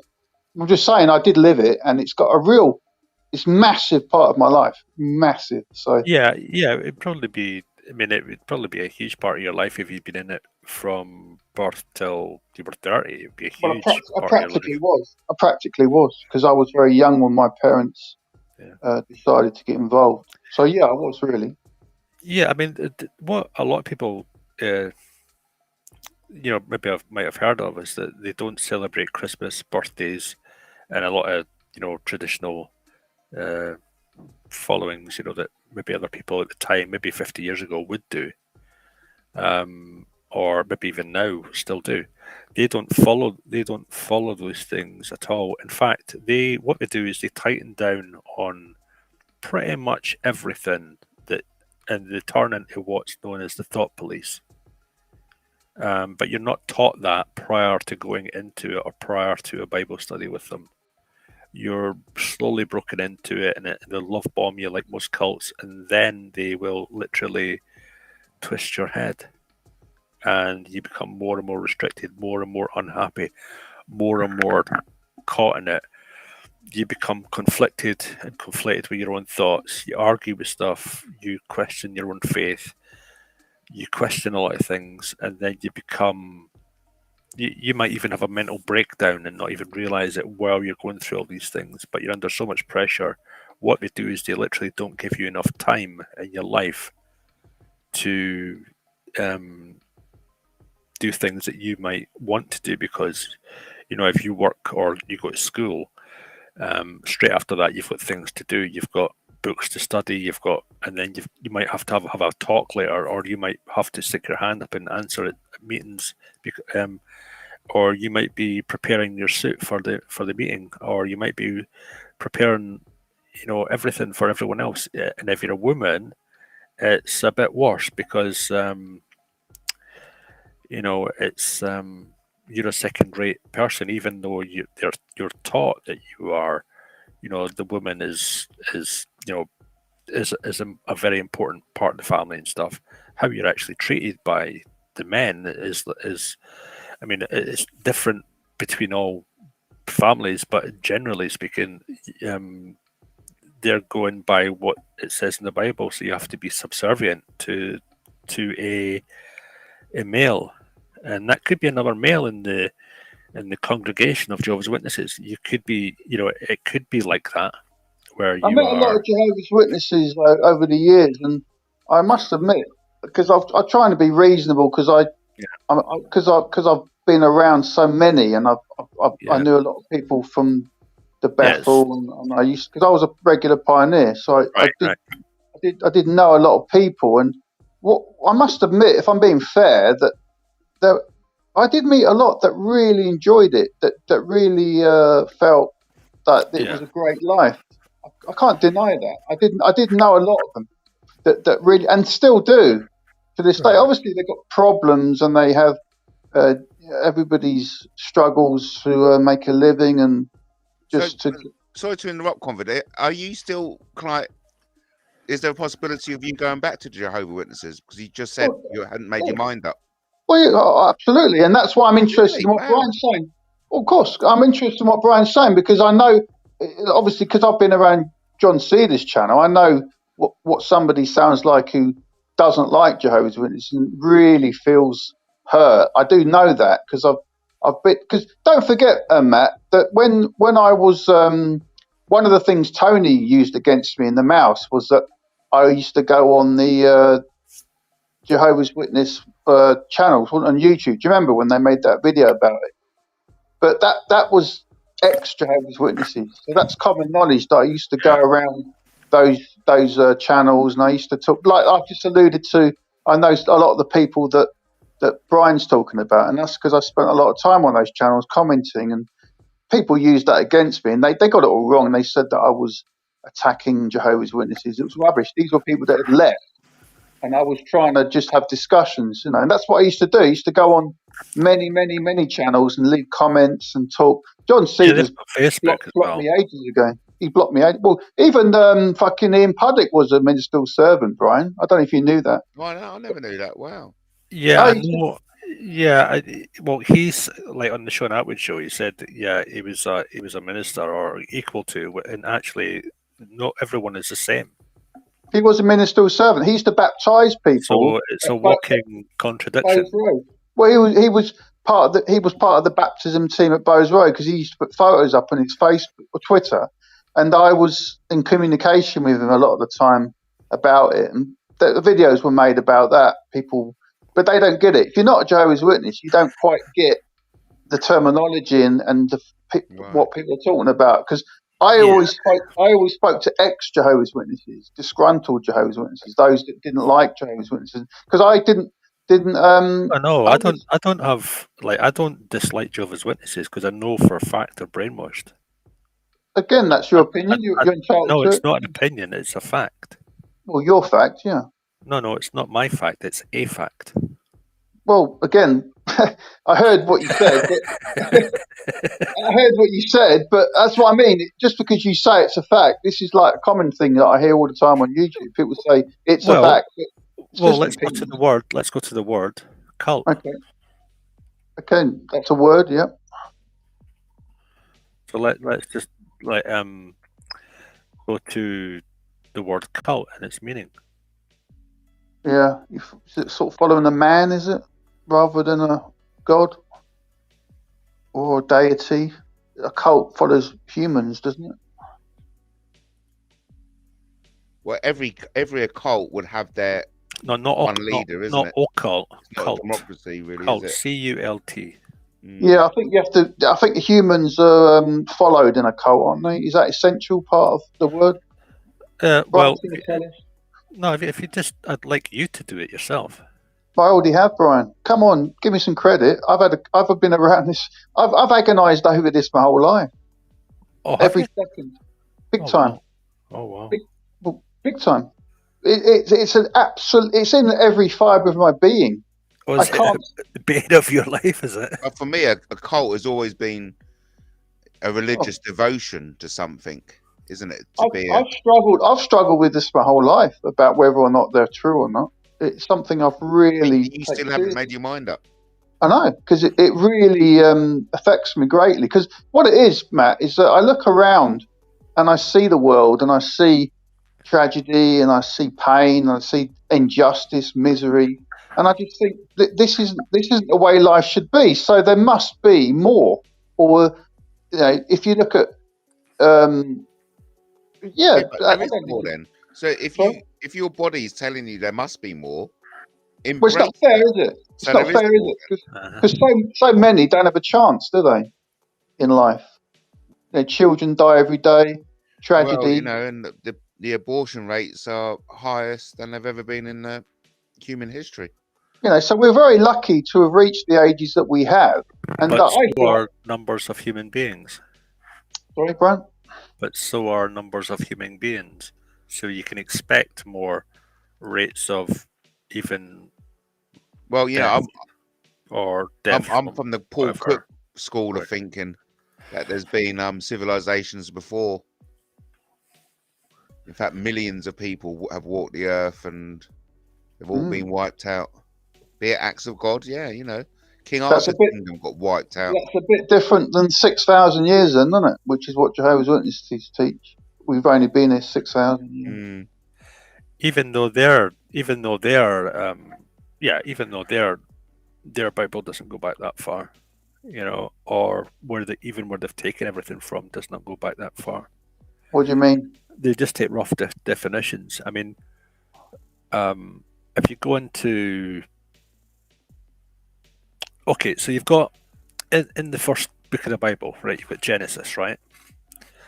I can pick apart Genesis in the first 5 lines of it, 10 lines of it. I can pick it apart. Okay. And explain to you how it's scientifically wrong. Just No, that's the first, right? Scientist could. Right. Well, you don't even have to be a scientist, right? You just have to read the words, yeah, and understand them. So, who do you think created the Earth, then, Brian? That's a good question. Who do I think created? I mean, I wasn't obviously alive back then. I can tell you what the science leads to. No, I'm asking what you think. Well, that's what I think. I'm asking. Okay. I'm like, rather than me give you an answer, I'll just tell you what I think. The science leads to genetic change over time. That's what the science leads to. That is a fact. That the science leads to that. Right. That is factual. Right, we can show that. That's our best. Like when you talk about facts, we're talking about what we can show, prove, and at this moment in time. So how did life start then? To the best of our knowledge, no. So how did life start? Well, that would go back to an experiment that was done a while back. Oh crikey! Now you're talking. Well, you were saying that God could. The reason I said it is because you were saying God couldn't have created the Earth. I've not thought about this. No, I wasn't saying that. You were asking me. Remember, you were asking me what I thought. So you think God did create the Earth then? No, you asked me a question.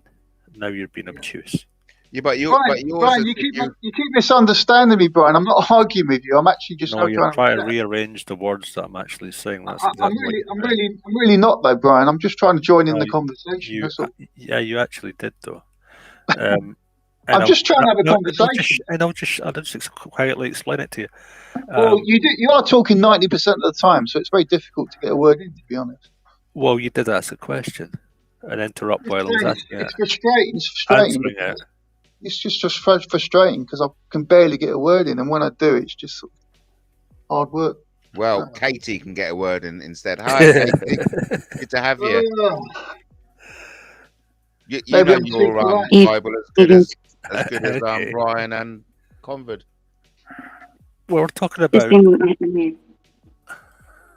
Sorry. Evening. I said good. I'm just listening. All right. Yeah, okay. I'm just frustrated because I don't have a problem with you, Brian, but I'll be honest. I just find it hard because this is a subject I'm really interested in. Have you ever heard of the Yuri? Have you ever heard of it? I've not thought about this for 5 years, right? Have you ever heard of it? I think it's the Yuri Miller or experiments. Is it Miller or Meller or something? You ever heard of them? No, I haven't heard of them. No. Right. Okay. So in those experiments, the Yuri Miller experiment, it's Miller Yuri experiment. That's it. See, I knew it was. I was close, right? It would take about 5 or 10 minutes to explain that to you, right? So if you were to just go and have a look on YouTube at the Miller Urey, MILLER-UREY, and that will explain to you that what a human did in the scientific field to best understand how life started. Now, some people say this goes back to the question you were asking, right, a few minutes ago, that I tried to answer, which was, how did life start? Now, the hypothesis, right? This is our best theory, right? It's not a proven scientific theory, but as far as we know, this is our best hypothesis of how it started. Because a moment, there's a difference between a theory and a scientific theory, right? I think we know that, right? So if we a theory, I could have a theory about something. I might have a theory on something, right? But a scientific theory is factual as best as we know, but it's only a hypothesis until it's proven to be a theory. And this is where a lot of Christians or people who do have faith will get a little confused on that subject.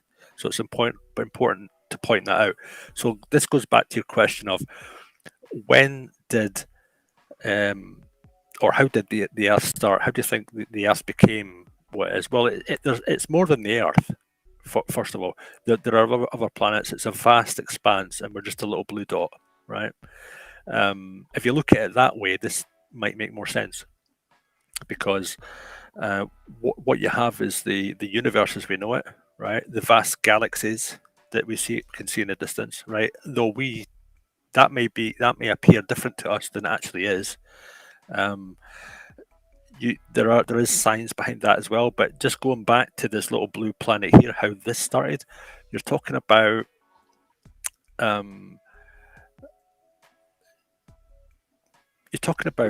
gases. Brian, can we join in? Can we join in this conversation? Yeah, you're talking about gases and liquids that come together. Can we join in? Right, and they have names, right? So the Miller-Urey experiment, that will help you. If you go and watch that short video, that will help you with all of that, and you can refer to it anytime you like, and then come back and speak to me. And I think that's probably the simplest way to help you with that, if you really want to know. So you spent 10 minutes telling us that we should just watch someone's video. No, I'm just saying you should go and watch the Miller-Urey experiment, and read up the scientific papers on it. You took 10 minutes to say it, though. You just say watch someone's video. It was 5 minutes. Well, I don't know. 5 minutes, you know. So you were desperate to know, so I thought I'd just let you know. Yeah. So, Katie, you believe that God created the Earth? My question was more so to the point. I don't want to dismiss you there, but it's not really to. There's things that I can't explain, so I find it interesting when another human being has an explanation. So, I'm interested to learn. And well, I didn't get anything from. Pardon? I didn't really get anything from that. Really, I was having a conversation with my girlfriend over the weekend, and I said about who rules the earth, and I said, well, isn't it obvious? Lucifer rules the earth because he fell from heaven to earth. We're talking about who created it, Matt. Well, I reckon he did, because I believe he would have landed at the beginning of time before man. Right, so Brian has spoken about the science behind a formation of the planet, the gases, blah blah. That's the science. But then very vaguely. That's how life started. I'm talking about. Well, yeah. Well, how? But how? How does something just start? Brian's Miller-Urey experiment. Yeah, well, that's it's some primordial ooze, some primordial soup. That's how life started. I totally reject the experiment shows that offhand, because I believe God created life. I'm just saying that. Well, how do we not know? How do we not know? You're talking about theory. Yeah. Yeah, God theos. So it still goes back to God, isn't it? You're believing in theory. Theos. I believe in a higher authority. And then you also have Sophia. Wisdom, philosophy, and sometimes there's differences when you try to mix science with belief, faith, religion, or some really good scientists won't discuss their religion.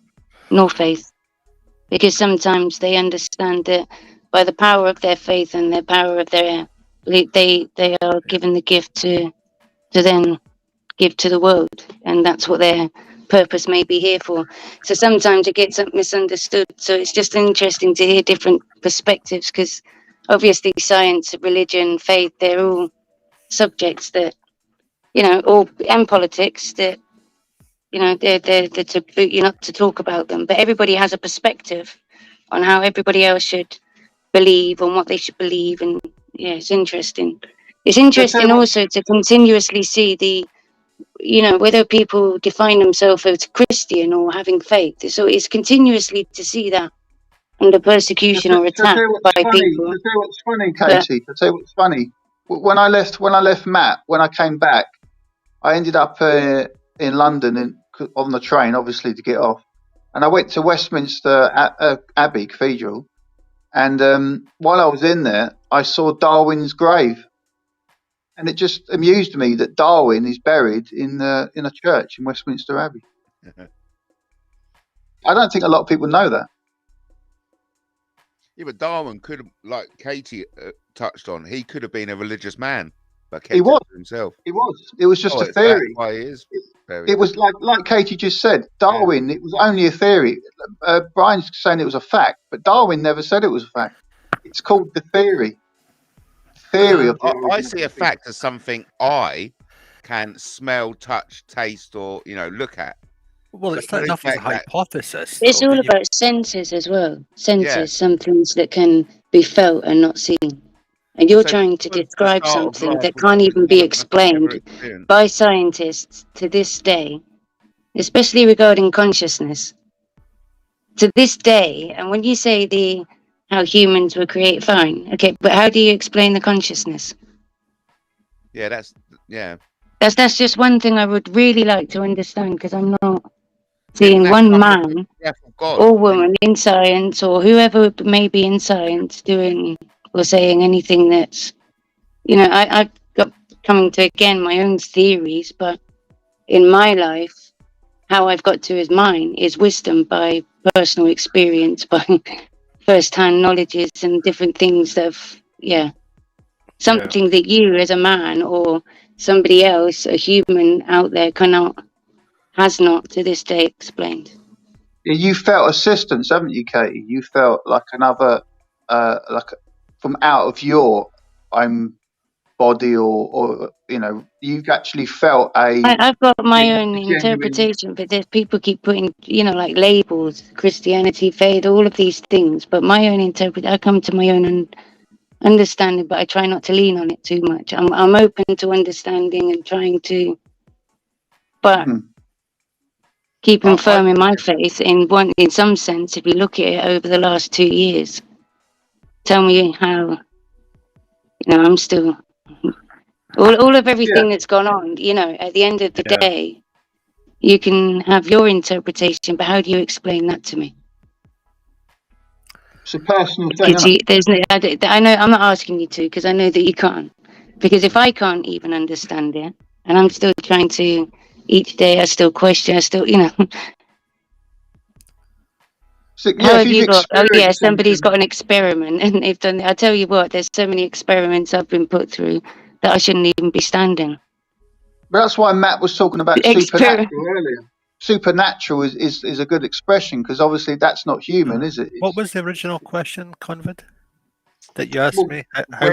Well, supernatural. Okay, supernatural. What about standing up, speaking out in YouTube land? Okay, tell me how do you explain this to me? Because I don't think much people can. Yeah, it's helped me to keep my nose. Sometimes I do things. Yeah. How do you explain to me that when I decided in the October and I spoke up on Cody's channel, it was specifically regarding a woman that was being trolled, that was kind of paraded, and whatever everybody else's opinion, I didn't like what I see. And I stood up. I spoke, not because I wanted attention. Somebody needs to say something, and they didn't. They're all vultures.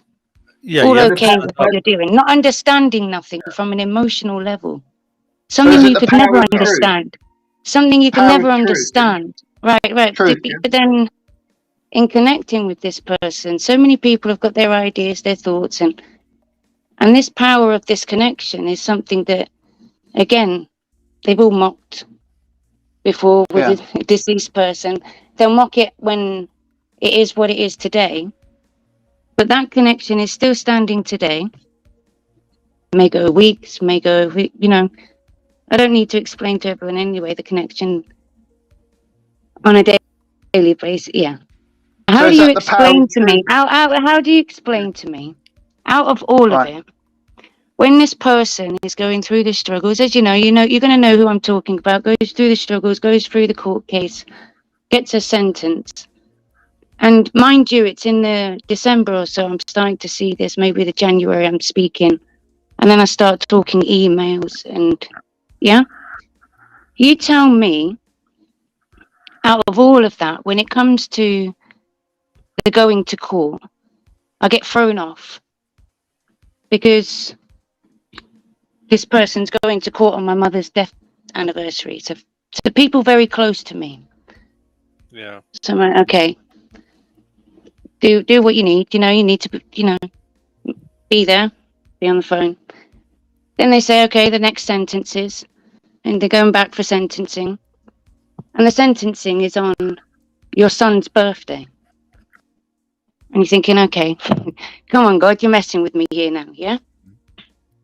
And then it comes to that week of your son's birthday, and you decide, right, now's the time to fully exchange personal details so that you can have contact with this person whilst they're in prison. You're not listening to all the gossip. You've got a different connection. You're speaking something, whisper in a world that only shouts. Because we see so many people stand up for survivors and make money off the back of them, but don't do fuck all to help them emotionally, mentally, psychologically. Let's all talk about the physical money. But then this person turns around and gives you their birth. And they have the same birthday as your dad. And then you look into the person that's done the damage to them. And they have the same birthday as your mum. Oh, God. So you explain to me within those months, within what went on, and what's today, something very strong, that you can't explain, Danny and everyone else can't explain because you never took the time to listen here, really. How do you scientifically explain all that? Coincidence, or is it just time after time? Because there's many more things. Who's the question for? As to Brian, when he keeps talking about the Christianity, that's something I just thought I'd bring up because it's until you see it in paper, until you see it in writing, until you see it, what you would say scientifically proven, because we're all scientists in our own right. So what's the There's a method to our madness, as they say, isn't there? Yeah, what's the I mean, it's a really long and complex. Would you say it's coincidence? What would you call it? Coincidence or the touch of God. Coincidence or God. Scientists will say that's all coincidence. As in to get through the sack time, and in that meantime, just before the week of the court case, also, like with the wolf moon, you connect all of it, the stars, the moon, the energy, the wolf moon, the fact that my son, my dog had gone, all of this energy was going on, and being enticed to go down the woods for sacrifice. It's all, come on.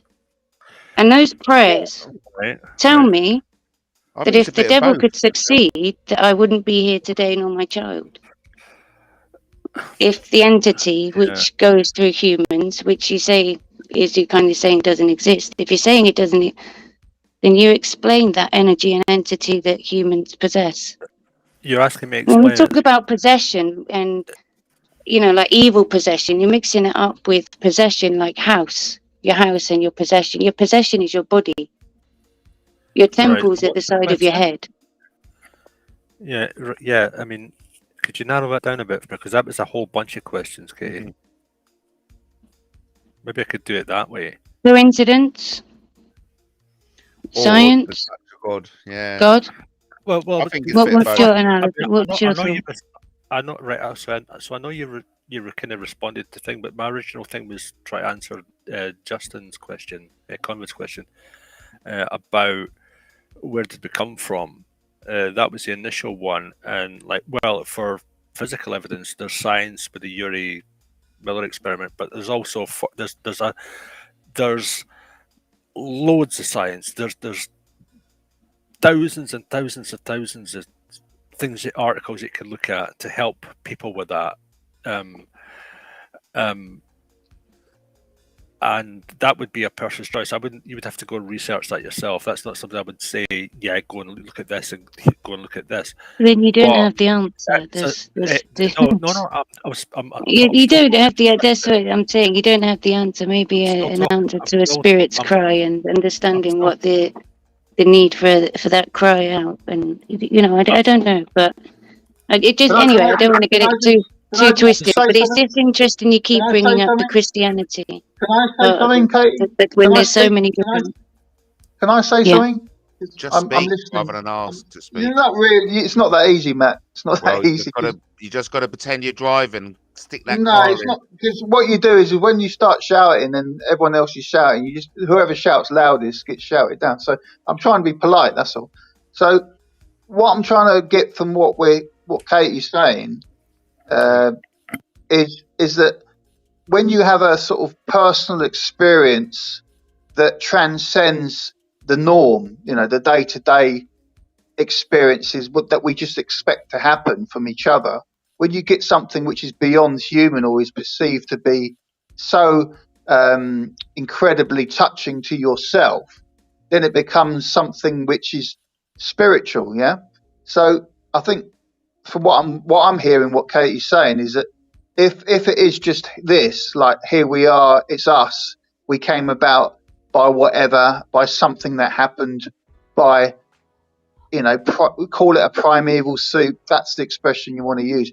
But if that's the case, then how come, like Katie's saying, that throughout time, people have had experiences which really affected them and made them convince them that there is a power, a spirit. Obviously, there's words you can use to just express it, but we all get what I'm trying to say.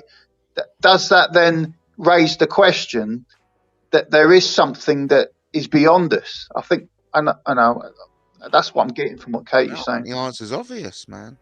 Well, but Brian doesn't agree. I know. No, it's not that I don't agree with you, with either of you. That's so there is a supernatural power. Then there is something beyond human. Then a real force. No, it's not that I don't agree with you. I'm not entirely convinced of any of it. Is that because you haven't experienced it though, Brian? Because you might experience it tomorrow. Well, that's a good question. Is it because I have no? I explained something that happened to me as a child. That you asked me about the first time I prayed, and that's about as far as I went. I never explained anything else other than a Yuri Miller experiment that you could go and look at. When you asked me, you're an adult now, though, Brian. Well, you're asking me to answer questions, right? And I do not have enough time to answer all your questions, right? But I've only got one question. I would love to answer. My question is simple. I've only got one question. Given time, I will answer them. No, but my question is always the same. Like with everything, is there a power beyond us that we can get to know, that we can communicate with, that can actually guide us and help us? Well, you see, I have communicated with that higher power, so that's why I'm convinced he's there. Right. So as far as you still there, Katie? I'm here. All good. Right. So as far as faith goes, right, I don't mind if someone has a faith. I really don't. More power to you, as far as I'm concerned. If it makes your day better, go for it. If it makes but hold on. This is what intrigues me. What is your interpretation of faith? It's personal. Yeah. Okay. It's okay. Faith is a belief in like a higher being, or a belief that there's something in the universe or around us that we believe in, that will help us and guide us, and to some that will be knowledge later on in life, and as it describes in the Bible, it could be, like learn about faith before you decide, right? As it says in books in Islam, it says the same thing. Learn all about it, and those books have been kind of messed around with for centuries. So it's really, for me, it's when you ask me what is faith. Faith is a personal belief that a person holds within themselves, whether it's in their heart or in their mind, that they help themselves to get through the day. And it might be in a being or a god, and for some it's something like it could be an idol. Do you think people can have faith for each other rather than a higher authority? I think people can have faith in other people. They can hope that other people will not let them down or help them. Yeah, definitely. Yeah, that's where I see the definition of faith. I tell you what's interesting about what I've learned about faith is that Brian earlier was talking about fact, and that when somebody says fact, it's sort of like really like adamant, like it's almost like no. I was just trying to make a point. Hold on, let me make a point. What I was getting earlier about when people, not just you, when people say the word fact, it's almost like not to intimidate, but it's almost like, well, hey, you can't question a fact. So when it comes to faith, facts don't have feelings. What I've learned personally about the word faith is that it means that it's a reality, because the Bible says that. It says that faith is the reality of things that you have not seen. That's what the Bible says. So when you look at the word fact, that's the irony, is that faith is actually a fact to that person. It's actually so real that it's a fact. So when people say evolution's a fact, then really the person who has faith in a creator, they use the same terminology. So, but whoever believes something, to them it's a fact. That's in Hebrews, right? So believe. You believe in this experiment. Oh, you're asking me if I believe in the experiment? No, that was a No, specific... I'm saying you believe in this experiment. You're asking us to go and look at this experiment. No. I was speaking specifically to Justin. He asked me a specific question, so I gave him a specific answer for that question he gave me. And that did you hear what I just said about fact? I just specified what was said. Is that that's the irony, isn't it? That the person who has faith, it comes down to belief as well. That's the fact. That's the reality to them. Yeah, that's yeah, but that's it's like a But you get why we're going to go round and round in circles, many people, and this is why it's really difficult to have discussions regarding faith, religion, science, politics, because to be fair, all of it comes back down to the ego, doesn't it? And the I. No, it's not the ego. Yeah, it's what it is, and then the Jesus that everyone talks about, and the I am, and the empowerment of what it means to say to yourself, I am. Is that not the definition of God, though? I am. Well, whatever your interpretation of God is, that's your belief. No, it's written. Okay, yeah, but it's your belief, and I heard you say earlier you didn't want to discuss it, so I refrained from asking you what your belief or religion is. But I do find it interesting that you're willing to discuss others without declaring yours. Surely, I might be wrong, but surely Brian doesn't have a faith or belief in a creator. Am I wrong there, Brian? Like I said, I won't discuss what I believe. Well, that's a bit difficult. That's kind of what made me call in, is the discussion of it, and it's been a few times now. Brian, because that's what we're actually talking about.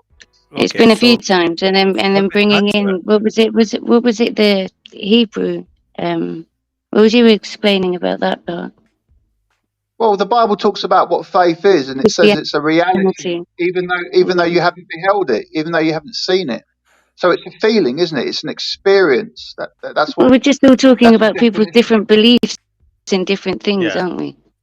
That's all it really comes down to. It's all beliefs and faith, all different languages. And when you were talking about Well, hold on. Brian, when you was talking about the words and the meaning of words, are you into the etymology of words? Entomology. Yeah. Sometimes I am. Sometimes I've looked right into stuff, but I wouldn't say I was the world's best. Etymology would be a good start to start looking at.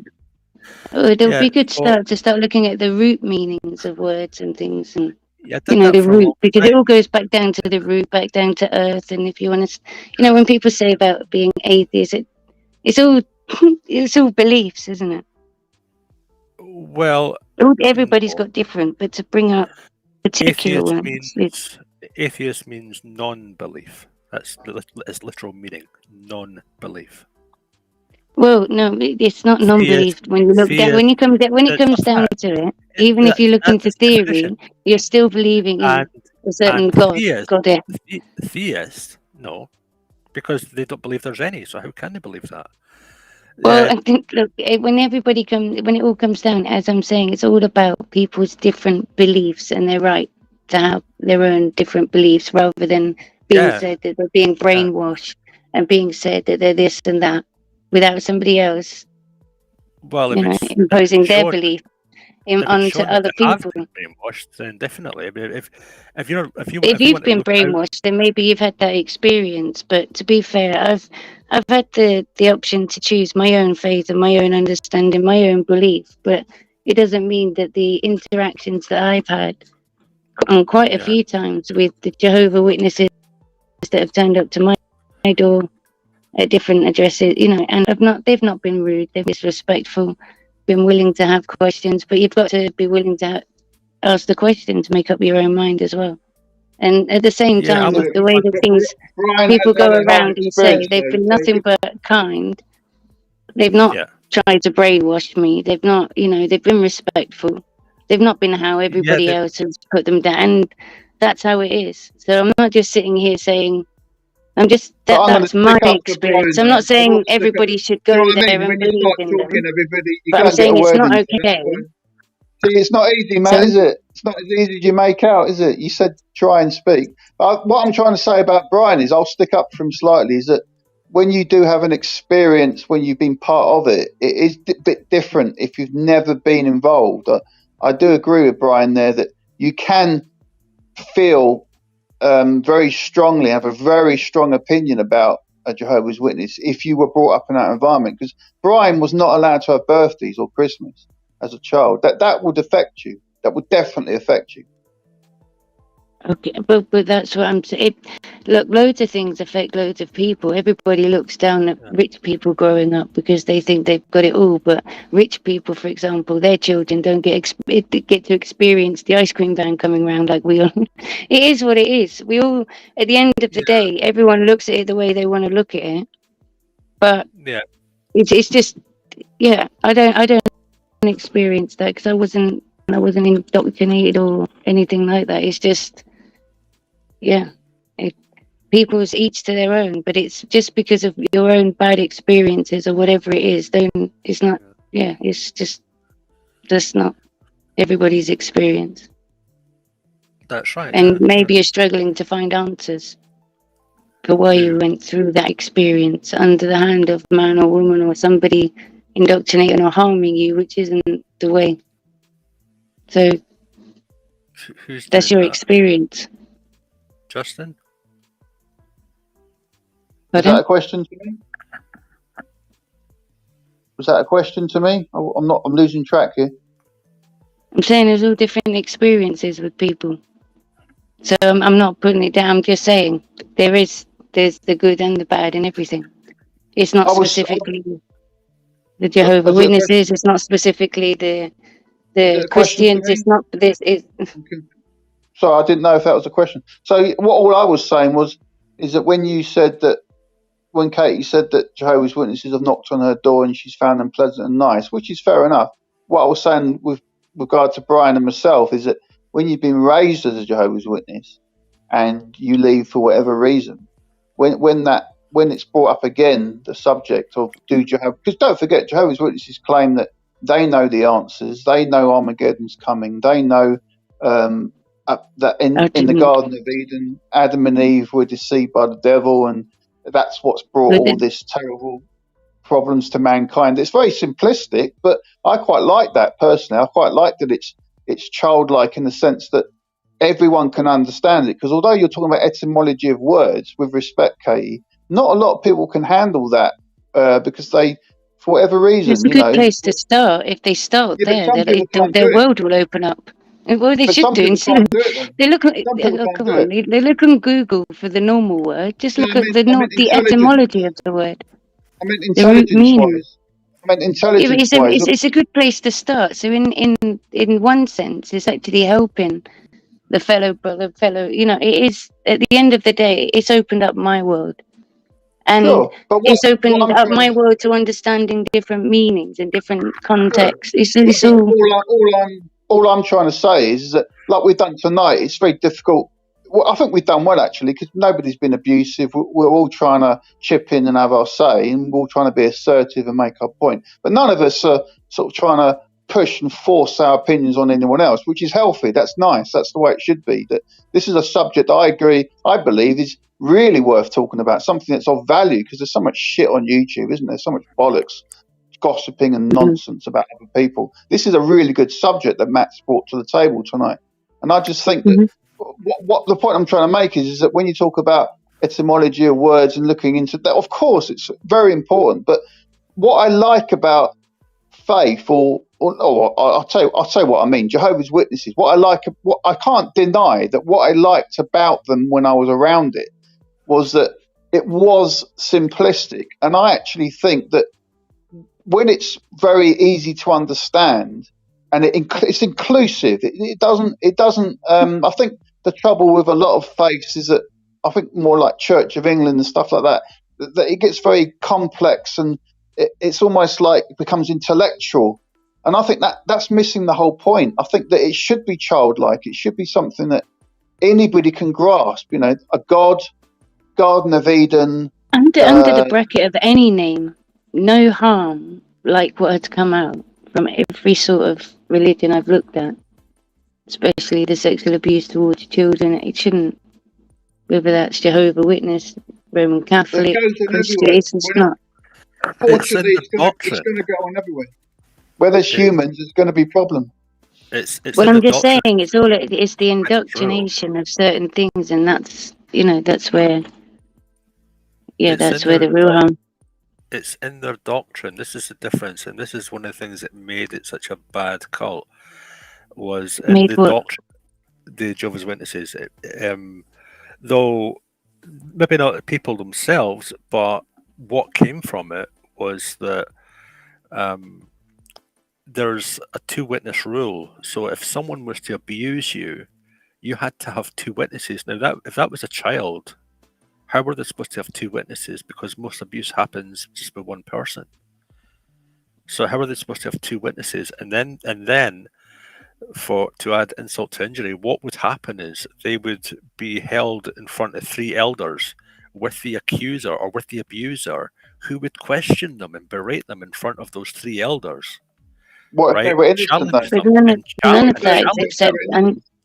And to the guys of any, none of it's acceptable. That's why I said earlier, it's no boys' club. It's a cult. What if the person accused is innocent, though?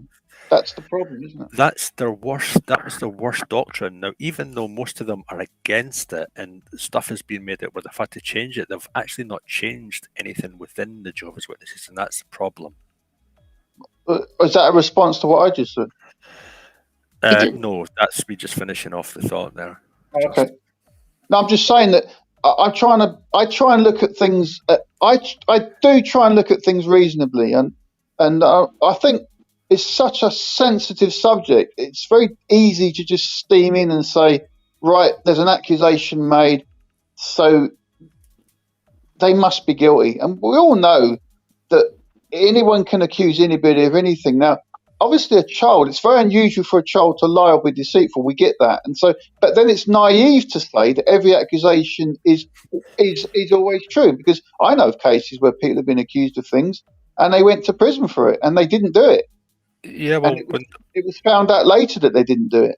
Yeah, well, Well, the trouble with that is they will actually get the elders to deal with it, and what happened in so many of the cases, as we know, it has been proven, and lots of court cases, is that the elders held that, and they've got the names of these people and the crimes, and they're withholding it, so they're being given large fines.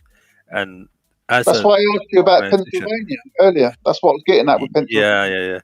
So sorry, yeah, you're right. So that's one of the things that's going on with them. But it's the 2-witness rule is what completely destroyed, like, to me, in my mind, completely destroyed the Jehovah's Witnesses.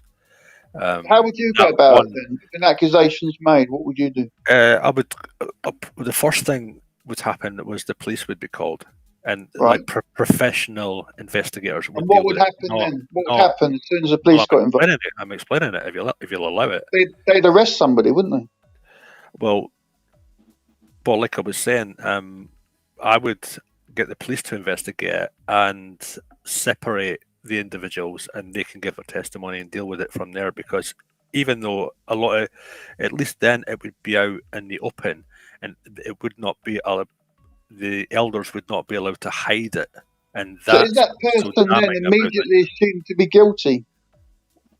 No, that's not what I'm saying. But are they though? If it happened to you, if you were arrested of an accusation, if it doesn't even go to court. Right? No, I'm asking you, if it happened to you, if you were arrested because of an allegation made about you. Justin, if it doesn't this is serious. Court, it's a serious subject. It's very serious. Of course it is. If it doesn't even go to court, how is that child who's maybe been abused for years, and believe me, a lot of people have been, as we've seen in the court cases, right? How is that person ever supposed to get justice for themselves or to stop that from happening to them for all those years? About what if the person is innocent? Well, then that'll be shown in court, won't it?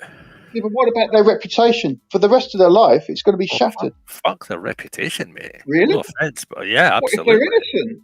That's just what's happening to Matt. Not they're innocent. But this is what's been happening to Matt. And you know what's been going on there.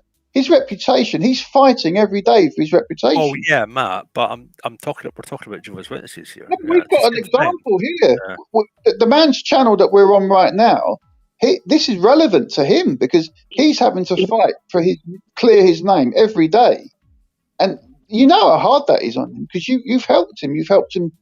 Obviously, you've been very helpful with the fact that you've kept this channel going because you've seen through the lies, haven't you? Because you wouldn't help somebody that you thought was guilty. To be fair, I think what Brian's explaining is regarding the child abuse and the lack of justice for children that have been abused in religious places.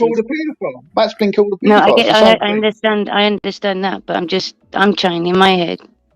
I understand the situation. I understand what you're saying, but I'm just also trying to understand. When somebody's falsely accused of something, then it's very difficult for them to get their name cleared. And that's why, again, I don't agree that it's easy. It's horrible. It's probably the worst. It's not okay. And it's been, even a lot of it. That's why I'm saying I've tried to pull away. And the YouTube, it's the going back, people calling the names being overused. So many different. It's such an offensive word to use. You've got to be so careful with this word. So many different terms and names are being thrown about. Well, I'm talking about the word paedophile. I think it's the worst. I'm just saying loads of it, and for me, I'm just saying, as a survivor of abuse, just don't want to hear it all day, every day. Everyone's talking about it all day, every day, and all of that. So that's why I'm conscious trying to not bring it up. But the subject it's not okay. It's not okay for any innocent person to be accused of. No, because it can destroy the reputation. And that's why it's very difficult to know how to deal with it. I don't claim to know the answers. I don't claim to.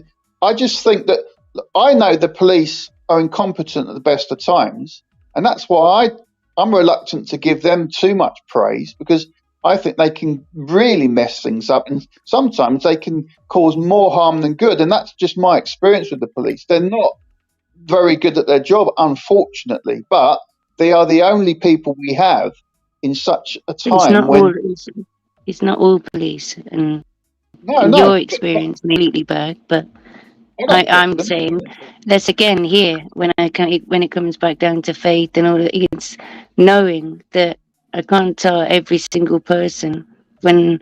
Yes, I've experienced bad and I've had bad experience, but I've also had good experience with police. So it's just not. Yeah. But if you have a bad experience, it's it could finish human you off. nature, human behaviour, human But belief, what they unfortunately, if believe. you do have a bad experience with the police, it can damage you severely. Unfortunately. Of course it can, but that's if you allow them to have that power and control. Once they've already tried to damage you. They have a lot of power. They have the power, you see. You've got to remember that. They have the power. No, you have the power for you. Well, when you're in a cell, you don't have much power, do you? No, I get all of that. I get that. But that's why there's laws and ways to address that if you need to, and complaints and what they say to go through those process. But some of those don't work, and the injustice, I get it. Some people crumble. I get it, but it's difficult. That's what we're doing. It's a human. It's like it's code. It's as they call it. It's a matrix that we live in. And in a way, I think that's what Brian's getting at. Is that we do have, as human beings, we have a way of doing things, or we try to. Some places are very corrupt, as we know, and it depends where you are, I suppose. But it's not okay. So I don't mean it. It's not okay. Human beings, we're trying to help each other in life, and we're trying to. Correct justice. Matt's saying that he's locked out his own channel. Huh? Matt is saying that he's locked out his own channel. I can't say he's been quiet. I can't see it. What is he saying now? He's probably gone to bed, isn't he? He's saying it on YouTube. He's like, "Wow, this is brilliant. I'm listening in bed. May fall asleep soon." There you go. He's decided he'll go to bed. My channel is no longer in my hands. Matt's left us to it. That's what he's saying. He says I'm kicked out my own channel. How is that even possible? That's what I was thinking. Like we're talking, but Matt's not. Yeah. So anyway, it's getting late as well. So I might just. Matt, mod one of us up. We can give you the link to jump in the restream. I just think that it's good. I think he's just listening. It's up the top. It's healthy and beneficial to have these chats sometimes, and I think the more people do it. Yeah, there you go. I just say, like, the thing that I do notice is that there's different types of what people would call Christianity or faith and all of this, and it's just, maybe the avoidance of bringing certain things into it, unless we have understanding, or you can put a link or something, maybe, teach one another. But don't you think, Kate, it's refreshing though to actually talk about something that's beneficial and has meaning, rather than all these silly like live streams that go on for 9 hours where they're just slagging each other off. Absolutely. And Brian, I'm glad that you've you revealed that tonight, because it really does help me, because I like you, Brian. I like that you're an intelligent man. You're very generous, and you've got a lot going for you. And I just think that it's a shame if we don't sort of trust each other, that we've got bad motives. I've got no bad motive with you. I'm always interested in what you're saying, and I just think hopefully tonight that's been a nice, I've enjoyed it. Yeah, I'm still going to punch you when I meet you, though. That's for sure. Feel free. I'll let you. I won't punch you back. I won't. I promise you. I can't do it, Brian. I've got a problem with violence. I can't do it. Right. Okay. When I say that, I don't mean in a physical way. Like I'm just going to tap you on the shoulder. Somebody once said, "Turn the other cheek." Yeah. I think what I'm just trying to understand is the more so where maybe your anger or pain is coming from, or your understanding, if you do have it. I don't know, but that's yeah. I don't have pain. I'm so over this. I've been over this for a very long time. Like being a member of that was a long time ago, and it's. I find that's a good. All of it. Well, then that's a positive, isn't it? Yeah, Brian's made his mind up. I haven't yet. I'm still sort of struggling to work it all out. But it doesn't mean that you haven't gone through those to get to the piece you're at today, right? Well, it's a slow process because I've found, Justin, that and Katie, that individuals who have left it mentally, they're still there. They're literally still there as young children, as adults, walking around thinking that hellfire and brimstone is going to fall upon them, basically, when the end of the world comes. As these Jehovah's Witnesses, who are in it now. So when they leave it, even years after, because the very fibre of their being, their spiritual self has been destroyed so much, that they find it, even though initially it might be a weight off their shoulders, when they realise it's all I'm just saying it's quite scary what you're saying. It's the contact I've had is quite brief. It's been kind. But for me, I'm quite vocal. So when I'm asking them about the Egyptian pyramids and things like that, I'm not getting any answers. That's why I didn't follow their faith, because they couldn't give me the answers I'm looking for. So I've had to research and look and, standing on there, I want to know why pyramids are not mentioned in the Bible, all these things, and I'm questioning. So I'm not your average, but when they're talking, I'm not. Well, there's a lot of stuff. Maybe not easily led because I'm asking too many questions, but I didn't get told all about the fire and brim. You're telling me more now, but right. So that's quite scary. But it's not something. Most children, they're taught this from an early age. I remember back in the day, it was my book of Bible stories, and they were given this book, and it was basically, it all led to this point that if you don't do what you're told, in a nutshell, in layman's terms, if you do not do what you're told, you will be tossed into the lake of fire, or you will be killed when Armageddon comes, end of the world, because it's a millennialist cult, end of the world cult. That's what this is, right? And only if you're part of the 144,000 who will, rule in the heavens with God or with Jesus, right? And this is. You see, I have an issue with this because this is the indoctrination. I know people say I keep trying to bring him up, but this Julian Coulter telling me about the Jesus Christ and Mary Magdalene and the 144,000 and we're all going to die and all this panic. I just found it very cult-like, as you say. But he was Julian Coulter, Jehovah's Witness. He was. He was a part of some cult that was actually closed down or something years ago. He mentioned it, but it wasn't picked up until after. But his way of being that if you didn't follow Abba or whatever he was telling you how to speak and what to call it, how you should reference God and what you should believe in, all of this madness. It was more like Can I just make this one point? I think it's relevant what Brian's saying about the end times and all this.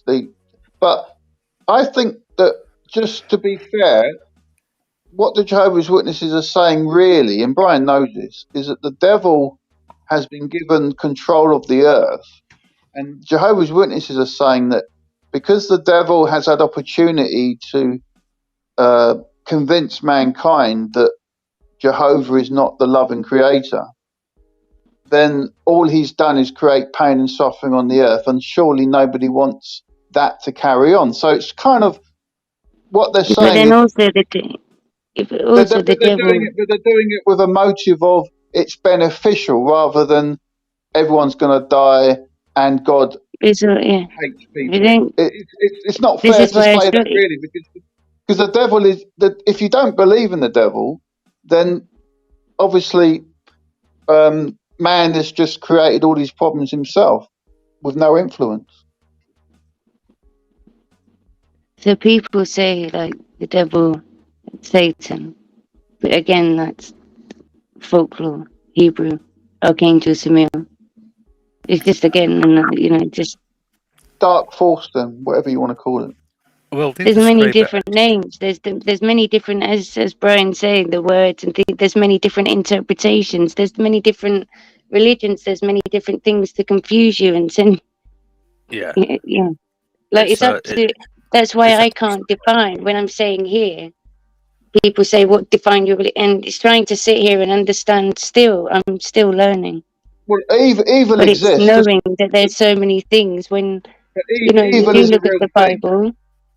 But evil is a real thing, Katie. You know that evil is a real thing. Evil. Well, without evil, there wouldn't be love. There's, yin yang saying it before. But it's interesting that evil is devil without the D, and good is God with an extra O. So the words obviously derive from each other. And of course, we're all capable of doing either, aren't we? Good and evil. But a lot of things that people celebrate, and under the disguise of what they would call Christian holidays, again, like even Christmas, it's pagan celebration. So you're looking at every aspect, but looking at and trying to piece everything together as to how it's all been split apart and different interpretations, different languages, different ideas, different. Yeah. But as it still says, still within the Bible, and as I put in the comments, it's all an allegory. Katie, do you know how long it takes to? I'll quickly say this to you. How long it takes to convert a person to being a fully fledged, all-knowing kind of Jehovah's Witness? It takes 10 years for them to do that, right? So, with regular studies and stuff, and self-study, studying of yourself, so it takes a long time to become one and to sort of understand it. And even then, you're still learning, and there's new light, and there's all this new stuff. It just becomes, and what actually happens to a person is they become kind of broken, and I mean, I won't say they're a broken person because they're not completely broken. They just need some guidance to sort of get out of it. So, it's not like every any Jehovah's Witness is like that, though, Brian. You've got to be reasonable. Not every Jehovah's Witness is like that. I would say anyone who's a practicing Jehovah's Witnesses and believes in that is kind of broken in some way. Doesn't it come down to the as a whole and under the bracket of things, as in there is with different religions, and you can look everywhere, and you'll find it everywhere if you're going to look. But as a whole, isn't it? It's the individuals and the ones who enable, which then, if you want to look into science and then going into psychiatry or psychology, then you're looking at the behavior of man, woman, to being psychopaths, sociopaths, narcissists, those kind of behavioral patterns. It still comes under the fact that they've still gone undetected, and there's still not as much information with the likes of people that have those, because they don't get their help. And that's what I'm saying. But there's all this information about, as I say, with child survivors, all this other stuff, but we're not really looking at, the mind. Well, I can touch briefly on that, and it's they use 8 or 10 ways say evil to make a person police themselves, police their own mind. Right, this is how we do it. If you talk to a psychiatrist or a psychologist, you'll usually come across a group or a faith or a kind of a cult type thing, where like the Heaven's Gate, the Hail Bob Comet and all that, where they all cut their dicks off and they commit suicide, and they're all going to meet on the other side, and they're going to travel and hail Bob's Comet, this kind of thing. That was a real thing that really happened.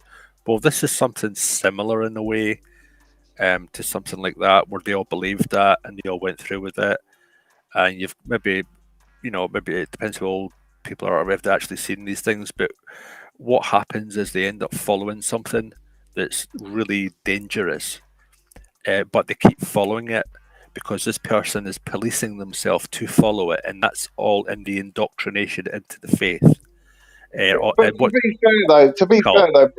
be fair though, you know as well as I do that what they really claim, and whether or not you believe it is up to you, but the claim is that Jehovah is the creator of the universe. He is the I am, Yahweh, the original, the only one.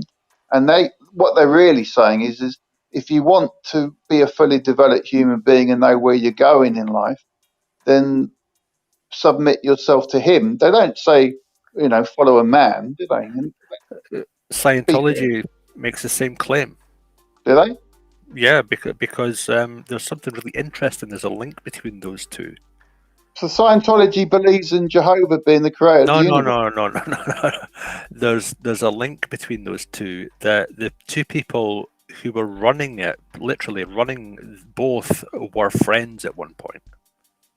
No, but I'm talking about the name. So, it's like, well, the name is important. You know as well as I do. Other people don't get this, but you'd connect with me. You know what I'm getting at. They say the name is the. That's why they say the name is so important. That's why they call themselves the name of Jehovah. That's why Jehovah's Witnesses. Because they say that the name is so important.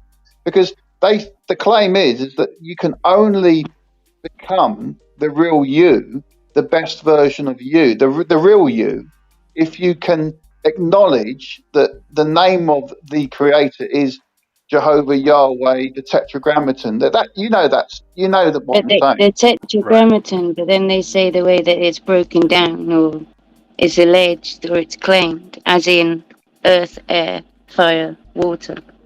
It still goes back to. They don't teach that. They don't teach that. No, but when there's missing books even from the Bible and other. But they don't teach texts. Left out books. Out books, missing books that have been kept out for a reason. Books that maybe if they were left in the Bible talks about other books. The Bible acknowledges that there are other books. It actually talks about. But then all the scrolls that they discovered it. Was it 1948 or so? And then the 1880s or 90s, the scrolls that they discovered. Oh, the Dead Sea Scrolls. So all the things that are still being discovered today that are still very new. So when we're having all these subjects about different things, there's texts and things that are being, they're still trying to be deciphered and looked at. And yeah, somebody decided a long time ago that 66 books would make up the canon of the Bible. That's an intriguing concept in itself. Council of Nicaea, wasn't it? Yeah, exactly. The canon code of 1804. Yeah, no, Matt's just said it. It was Nicaea. It was finalised and sealed. I think that's why they had it, wasn't it? Because they wanted to define the canon and make it complete. So yeah, it's fascinating that 66 was decided, but Jehovah's Witnesses say that was God ordained and he sanctioned it and blessed it. So, but then they say that in order, is it to make carbon or something? 6 protons, 6 neutrons, 6 electrons, and that's where you get the 666 that makes up the number of man, which people get misinterpreted. So again, if you want to go back to science, when they say you're a carbon copy. I think what it comes down to in my mind, and again, I don't know, my own opinion is if you're happy and at peace, and it is working for you, then I suppose no one's got the right to question it. But then you could say the same about Muslims, couldn't you? There's a lot of Muslims. It's good to question. I'd like to question, because one thing I do really struggle with is when people say, I've and say that my own kind, as a white woman in England, I've received more respect from, I'd say, foreign people, other people that, than the understanding of what I'd say is my own kind. We're all the same, aren't we, Kay? There is no foreign, is there? There is trying to understand. Yeah, but it's trying to understand. But what I say is, like, a lot of things are done under the umbrella of this name or that name or this label or that label, and it shouldn't be. Well, people have been killed, regardless of what label it is. There's been many battles and wars over religion, so unfortunately it gets out of control. But that's what's been good about tonight. It's been respectful. We've all been assertive, but we've all kind of listened as well, and we're all interested. Again, under the umbrella of Christianity, there's been lots of destruction. Yeah. The thing they say is that but hopefully in order tonight, to fulfill the book of Bob Marley, that's the aim. But tonight's been good, and Matt's been gracious as a host, and he's let us talk, and it's not. It would be nothing without you. You're still quick, yeah. Thanks, Matt. No, thank you for joining me. I just think it's nice to have a discussion about something that means something, you know, because there's been so much bollocks, isn't there, recently? But also, it's a reminder that we are at the end product. None of us really know what the fuck's been going on because we're at the end, aren't we? Yeah, we're interested. At the end of what, though? At the end of the timeline. You know, we're at the other end of the timeline in which it all happened way back at the beginning, and us four, it was, you know, we weren't around. That's right. But we're allowed to clueless. Questions, aren't we? But that's what I'm saying. Still, to this day, there's many theories of when the beginning was. There's many books. There's many things. You know, there's so much. And sometimes they say knowledge is power. I don't know if Brian's still there, but I apologise to Brian. I wasn't trying to be disrespectful when you talked about that video. There's nothing to apologise. I think we've all done well tonight. You know. Say that again, Brian. I missed it. I was talking over you. Oh, I've left. I've left. I'm not here. I'm not here. Brian isn't here anymore. But you threw me, Brian, when you casually just dropped it in that you were raised a Jehovah's Witness. I thought, wow. Yeah, well, a lot of people were. It does help to understand, because it does help to understand. Yeah, you know, it's good to talk. It's good to talk.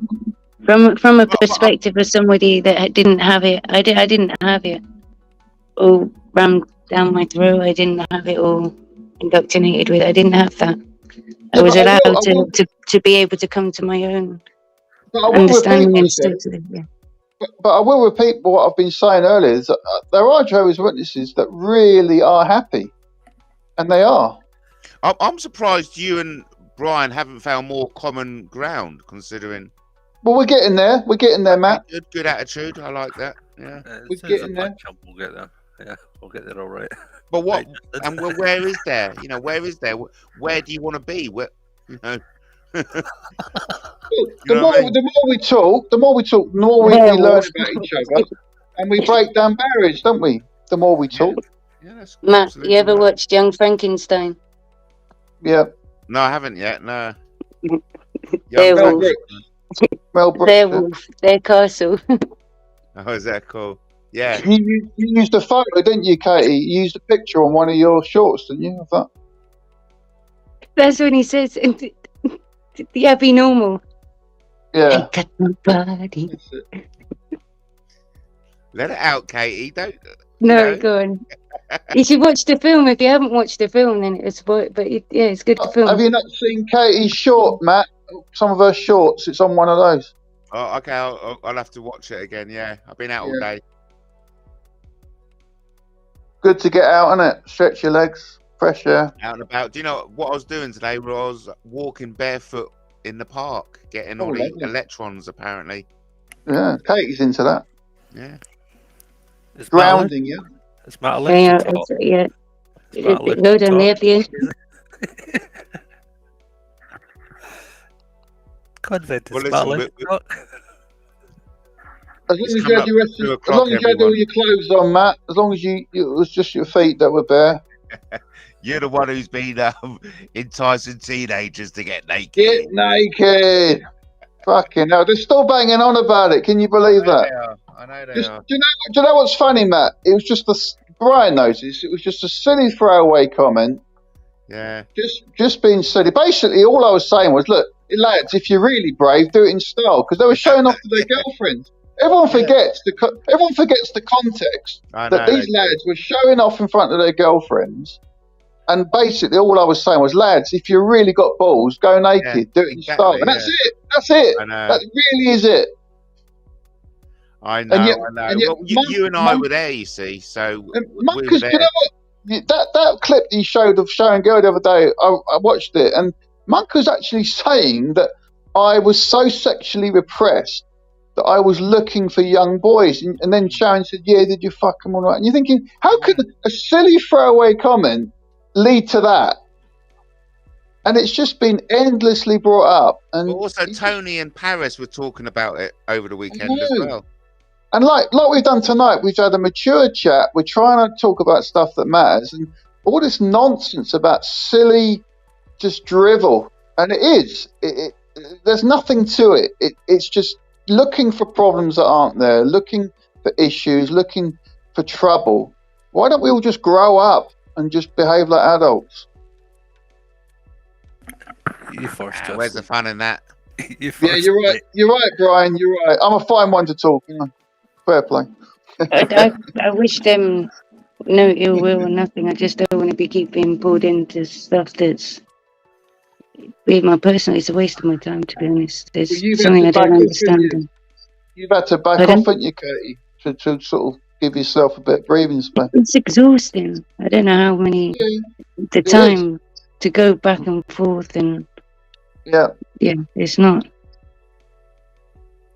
Well, it's been good tonight anyway. I've enjoyed it, Matt. Thanks for letting us on. No, pleasure. Thanks ever so much for joining me.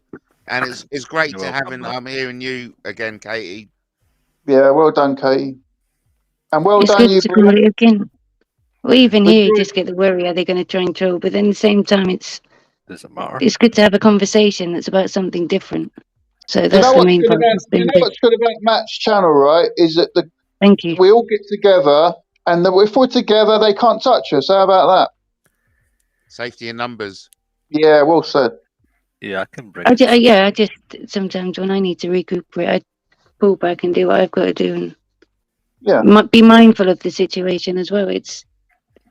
I think Matt's got a unique channel. I've said this before. It's unique. There's something about Matt. We all know that. Love him, even the haters, they know it. He's unique, and Matt can mix it up. He can go. And it was kind words, but I want to do a shout out to my magical imaginary girlfriend, because whenever I come back from a weekend with her, I'm fully energized, and I love jumping in. It's called love, Matt. It's called love. And then, if you notice, if by the second week I don't go and see her, that's when I have a week off YouTube. Okay, there you go. Then you're self-aware. You get energized, energized with the love. Yeah, recharge the batteries. Yeah, that's the best way. Best way to recharge. And I think there's been a lot of love here tonight as well. We've all respected each other and tried to listen and see where the person's coming from. It's nice. That's a bit of love as well. Well, I just like to think we could maybe carry this on in future. We're not going anywhere. Remember that phrase? Remember that phrase that people kept on saying? I'm not going anywhere. Could I end it on? Go on, Brian. Sorry, could I just end it on something? You asked me a question at the start, and on Wikipedia it gives you a rough explanation, but you did ask about the Miller-Urey experiment, and I'm just looking at it here. So the Miller-Urey experiment was a chemistry experiment carried out in 1952 that simulated the conditions thought at the time, this was at the time, to be present in the atmosphere of the early prebiotic Earth. So in order to test the hypothesis, because it was a hypothesis, right, of the chemical origin of life under those conditions. 1852, yeah? I didn't realise it was that far ago. 1952. Oh, 1952. Right. This happened in 1952. Okay. Right. Yep. I'm willing. That's what I'm saying. I'm willing to listen, and maybe I've got a bit bitey at you when I hear Christianity, faith, or Hebrew. I'm trying to understand, because I'm also looking into. I do try to look into other faiths, other understandings, how they've come to there, and I don't necessarily, as you say, their books. I think we're all getting there, Katie. I think we're all working each other out, and I think we're all realising that actually we do have a lot of respect for each other. Yeah, if you've got a different perspective or a different understanding that I can read, look into, and I kind of look into, then you've got that. And if you, as you said, the Urey Miller,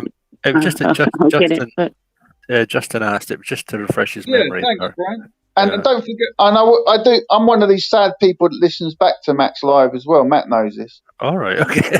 I'm a bit of a geek. Sound of one voice, so I don't. Yeah. I'll watch my back if I miss it, but so I will go back and listen and probably get a lot more from it than from what you were saying earlier as well. And I'll look at that link that you mentioned as well, that channel. But Matt wants to go to bed, I think. No, he's not allowed to go. He's not allowed I to just say on that as well. It's not being rude, but like with Matt, with your King Arthur, I haven't looked all into it. Do you know what I mean? It's your belief, and there's all different types of beliefs. You're going to have to. Well, I feel as if you may see King Arthur in the afterlife. Only joking, Matt. That's and that's what I'm saying. There's so many. We all have our own beliefs. We all have our own. Yeah, but it's about looking into it. It's taking the time to look into it. Wouldn't it be funny, Katie, if Matt actually has got it all right and it is all about King Arthur? And imagine if anybody could have it. Ross and there's King Arthur and there's Jesus and there's all our dead people are coming back in spaceships. See? Wouldn't that be amazing? Can you accept that, Brian? Can you accept that, Brian? I mean, if Matt says that, it must be true. So you'll think about it. You'll think about it, yeah. Yeah, come on. We got the same with the Peter Pan. I do believe in fairies. I do. I'm happy to consider it. As Matt said, you got every dreams. Yeah. You haven't got your dream. Yeah. Exactly. So on that note, shall we all go to bed then? Shall we all go to bed? Yeah, we're going to wrap it up. 3 hours. Thank you, Katie. It's great having you back. Well, I know that you've never gone, but it's great to have you back on the. Well, I said it's not going on panels. I don't want conflict. It's good to have different, these kind of subjects if there are one. Yeah. And no problem. Interaction, something to talk about rather than. Yeah. And to the haters, it's been different. To the haters out there, just come on, swallow your pride. You know you love Matt's channel. Mm-hmm. Yeah. Well, we don't all know. It's a unique place on YouTube, and Matt's been around a long time. He knows what he's doing. He's not stupid. He knows how to run a good YouTube channel. You're so kind. You're all of you. So look, we're coming up to the last 2 minutes. Good night. Yeah, good night, Katie. Have a good rest, everyone. Yeah. Be well. Bye, Brian. Enjoyed it, Brian. Enjoyed talking to you, mate. Yeah, so look, I've got to hang up. Okay, there's Katie's hung up. Thanks, Katie. Good night. Okay. Good night, thanks, Matt. Brian. You can say good night to the audience. Bye, folks. Good night, everyone. If you've listened to anything tonight, take it with a pinch of salt. Because Mr. Paprika. Yeah. Oh, it's been a long time. I forgot all about it. Matt, do you remember when I bought you some paprika and put it on you when you were live? I just put it right in front of you. Absolutely. Well, look, some of you have got to hang up because we're into the last minute. Yeah. See you later, folks. See you later, everyone. Good night, great. Katie. And let's do this again. Okay, that's Brian has gone. Right. 10 seconds. You can say good night to the audience, Justin. No, I'm going to dump Justin. Justin is dumped, everyone. So that's it. Thanks ever so much, everyone, for joining me. What a night. What a night of mature chat. Leave the last word to Katie. Good night and thank you. That's my sentiments exactly. You've been watching The Late Night Chat with a Twat, and that's me, your host, Matt Taylor. Good night all, says Brian. Fantastic chat. Thank you, Justin. Thanks, Convert.